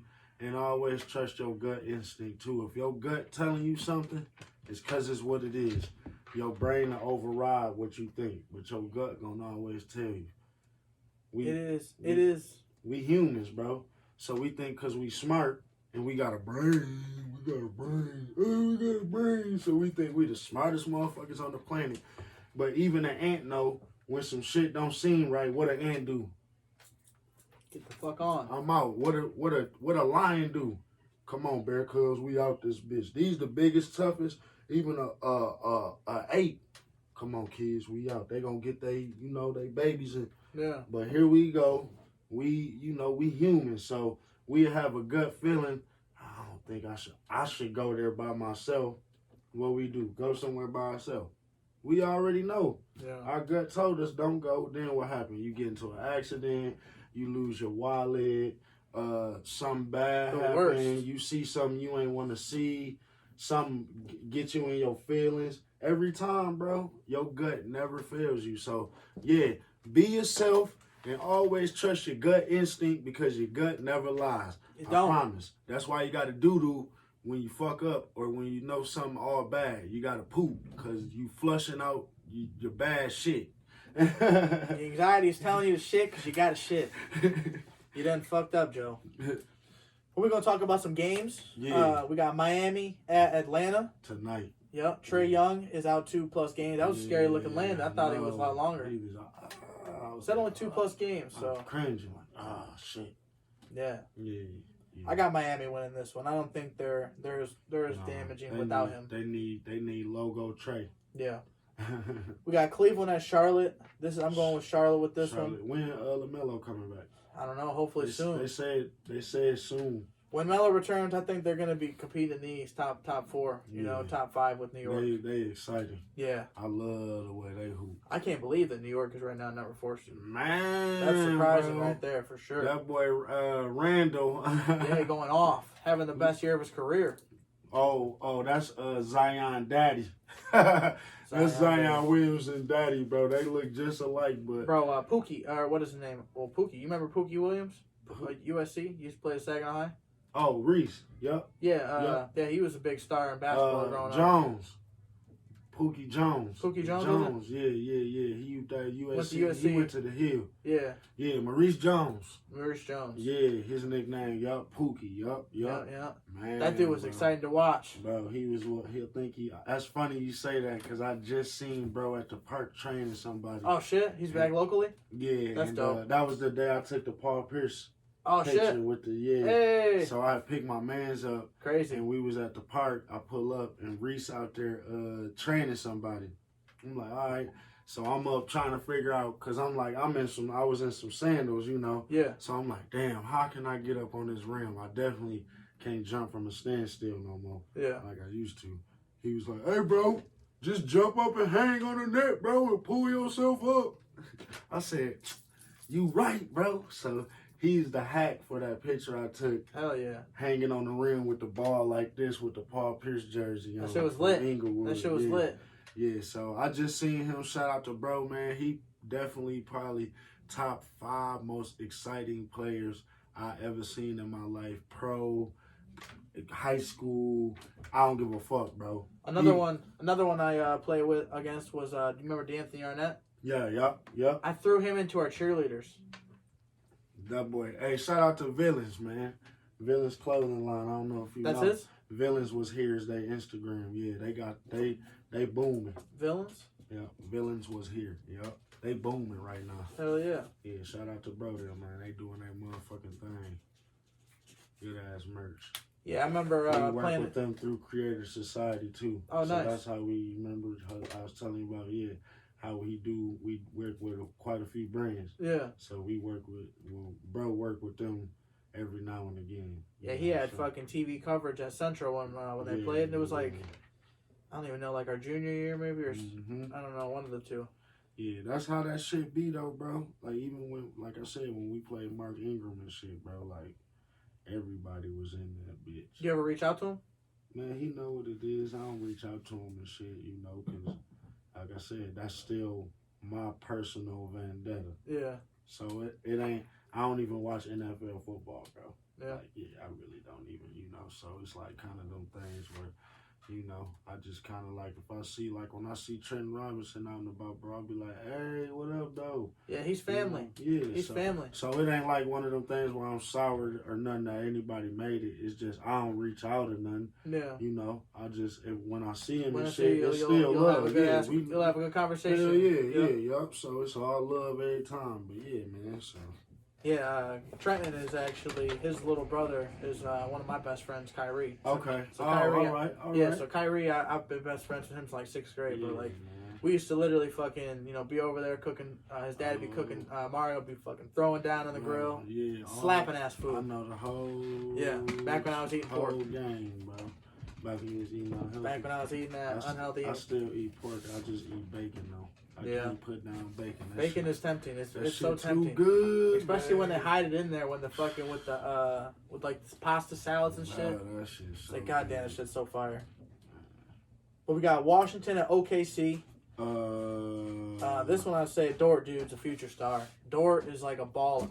This dude is. I think they got themselves a fucking winner. I don't even know about him yet. I'm sleeping on him. He's Luol Dort or something like that. Luol Dort or something. I think is his name. Yeah. Big C still out there operating the cameras. Mm-hmm. Oh yeah, he You playing. know what time it is? No, It's 6:30. Yeah, I know. You know what time it's supposed to be at Halston? no, but we'll be concluding here in a moment. We got Memphis at Portland. Melo. I hope they got this. I hope they stay a 6 seed or better. I made a fucking bet with Kyrie with six seed or better. I win $10. Okay. I mean, I was rated bet 100, but that was risky on his end. Yeah, he ain't want no smoke. No, with that no. $100 bet. How I say is Boston up next. Boston at Brooklyn. Brooklyn's just out of their mind. They should win this game. They should. We gonna see how that worked though, because they've been tricking off hella good games that they were supposed to win. So Clippers at Houston. Houston's just straight garbage. Houston ain't got it no more. Yeah. Clippers are, in my opinion, their Western Conference are bust. Yeah. You know, like Yeah. y'all got fucking two of the best athletes in top five Yeah, at the time. I mean, they might not be top 5 no more, but Denver and Golden State. Like I said, Curry's out of his mind. Dude's a fucking alien. Like you He said, just test his ain't- ass. He ain't got no squad. Don't like test that. him because I want him to be interesting for the Yeah. bubble. We're gonna talk about that in a sec. Yeah. Western Conference, we got Utah, Phoenix. Surprisingly, 8-0 in the bubble last year and didn't fucking get in. Crazy. I'm gonna go with who you got. I got Phoenix. I got in the West. I think it's gonna be the Lakers or Phoenix playing Brooklyn. I think Brooklyn's gonna win it all. It's gonna be the Lake Show. I think Brooklyn's gonna win The it all. Lake Show gonna win it all. So you think? Lakers in 5. So you think they're playing Brooklyn? Lake Show in Are 5. they playing Brooklyn though? Lake Show in 5 on the Brook. He don't care who it is. He I don't care who it is. They win in 5. They getting rolled up in smoke like this pack. Denver at Golden State's gonna be a good one, but yeah, Western Conference we got Murray Utah. out though. Yeah, he is. That hurts. Yeah, so Golden State gonna run with that bag. Yeah. Jokic can't carry that team by himself, I don't think. Clippers are at 3. Denver's 4. Lakers are 5. Portland 6. And they got this new format, so they're doing 7, 8, 9, 10 seed. You play to get in. There's a tournament at the end of the season. You play to get in, just like they did last year in the bubble. I like that. So they got Dallas, the 7 seed, Memphis, San Antonio, and Golden State. In my opinion, I see Dallas or Golden State getting in out of those 4 teams. Dallas be hooping, man. If Luka can stay healthy, because his ass be beat up. It's crazy. So I think Dallas and Golden State are going to get in. And then for the East, we got Philly at 1, Brooklyn at 2, Milwaukee at 3. The surpriser here. New York at 4. Yeah, that's... Atlanta 5, 6, That's Boston. wild. Boston should be up there. I'm a little disappointed. Boston. I'm from Boston. Boston at the Bahama. We got Minnesota at 7, Charlotte Hornets at 8. The Pacers at I like Charlotte. I like Charlotte at Minnesota. That boy Cat been hooping though. Yeah. He been hooping. Indiana has not What been you hooping. think Philly gonna do? I think they're gonna take the number 1 seed still. There's still a few games still. I think they're gonna lock it in. That's what I think. But what I also think is y'all need to fucking go tap in to fucking Hayes yourself. He's got a website. He's got a fucking Instagram. I'm gonna drop it all again and again and again. I'll say it over and over again. Episode 33. Hey, shout out Fat Grizz. 3-3. Hey, it's been a banger. Like I said, man, this is gonna be a good one. We had a lot to talk about, so of course it's gonna be a little longer. So, but hey, this ain't the first. This gonna definitely ain't gonna be your last. Thanks for having me, man. Hell yeah! Thanks for coming. We got a couple fucking taffies and shit for the road. We got watermelon. Watermelon to keep me strong. We got orange cream. We got strawberry watermelon. Cinnamon. And the pear.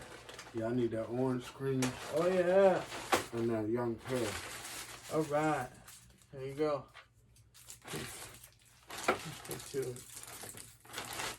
Thank you, my friend. Yes, sir. Yes, sir. These are made for me. I fucking eat these things all the fucking time. These things are amazing.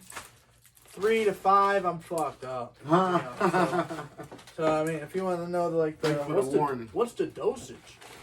Yeah, that's the dosage. 3 to 5. 3 to 5. I mean, eat If two. you're I mean, eat a two. chronic wood smoker, Yeah. 3 to 5. So you'll feel good. But either way, it's been real. It's been fun. I hope we fucking drilled this shit in your fucking head. Hey, This dude's making a big difference. Deshawn motherfucking Hayes, it was a pleasure to have you. Rock with your boy. Hey, as you can see, he's a Michigan man, local. So, hey, what other better reason to support? Come on, man. Hey, do the thing. Episode 33 is in the fucking books. Hey, tune in next time.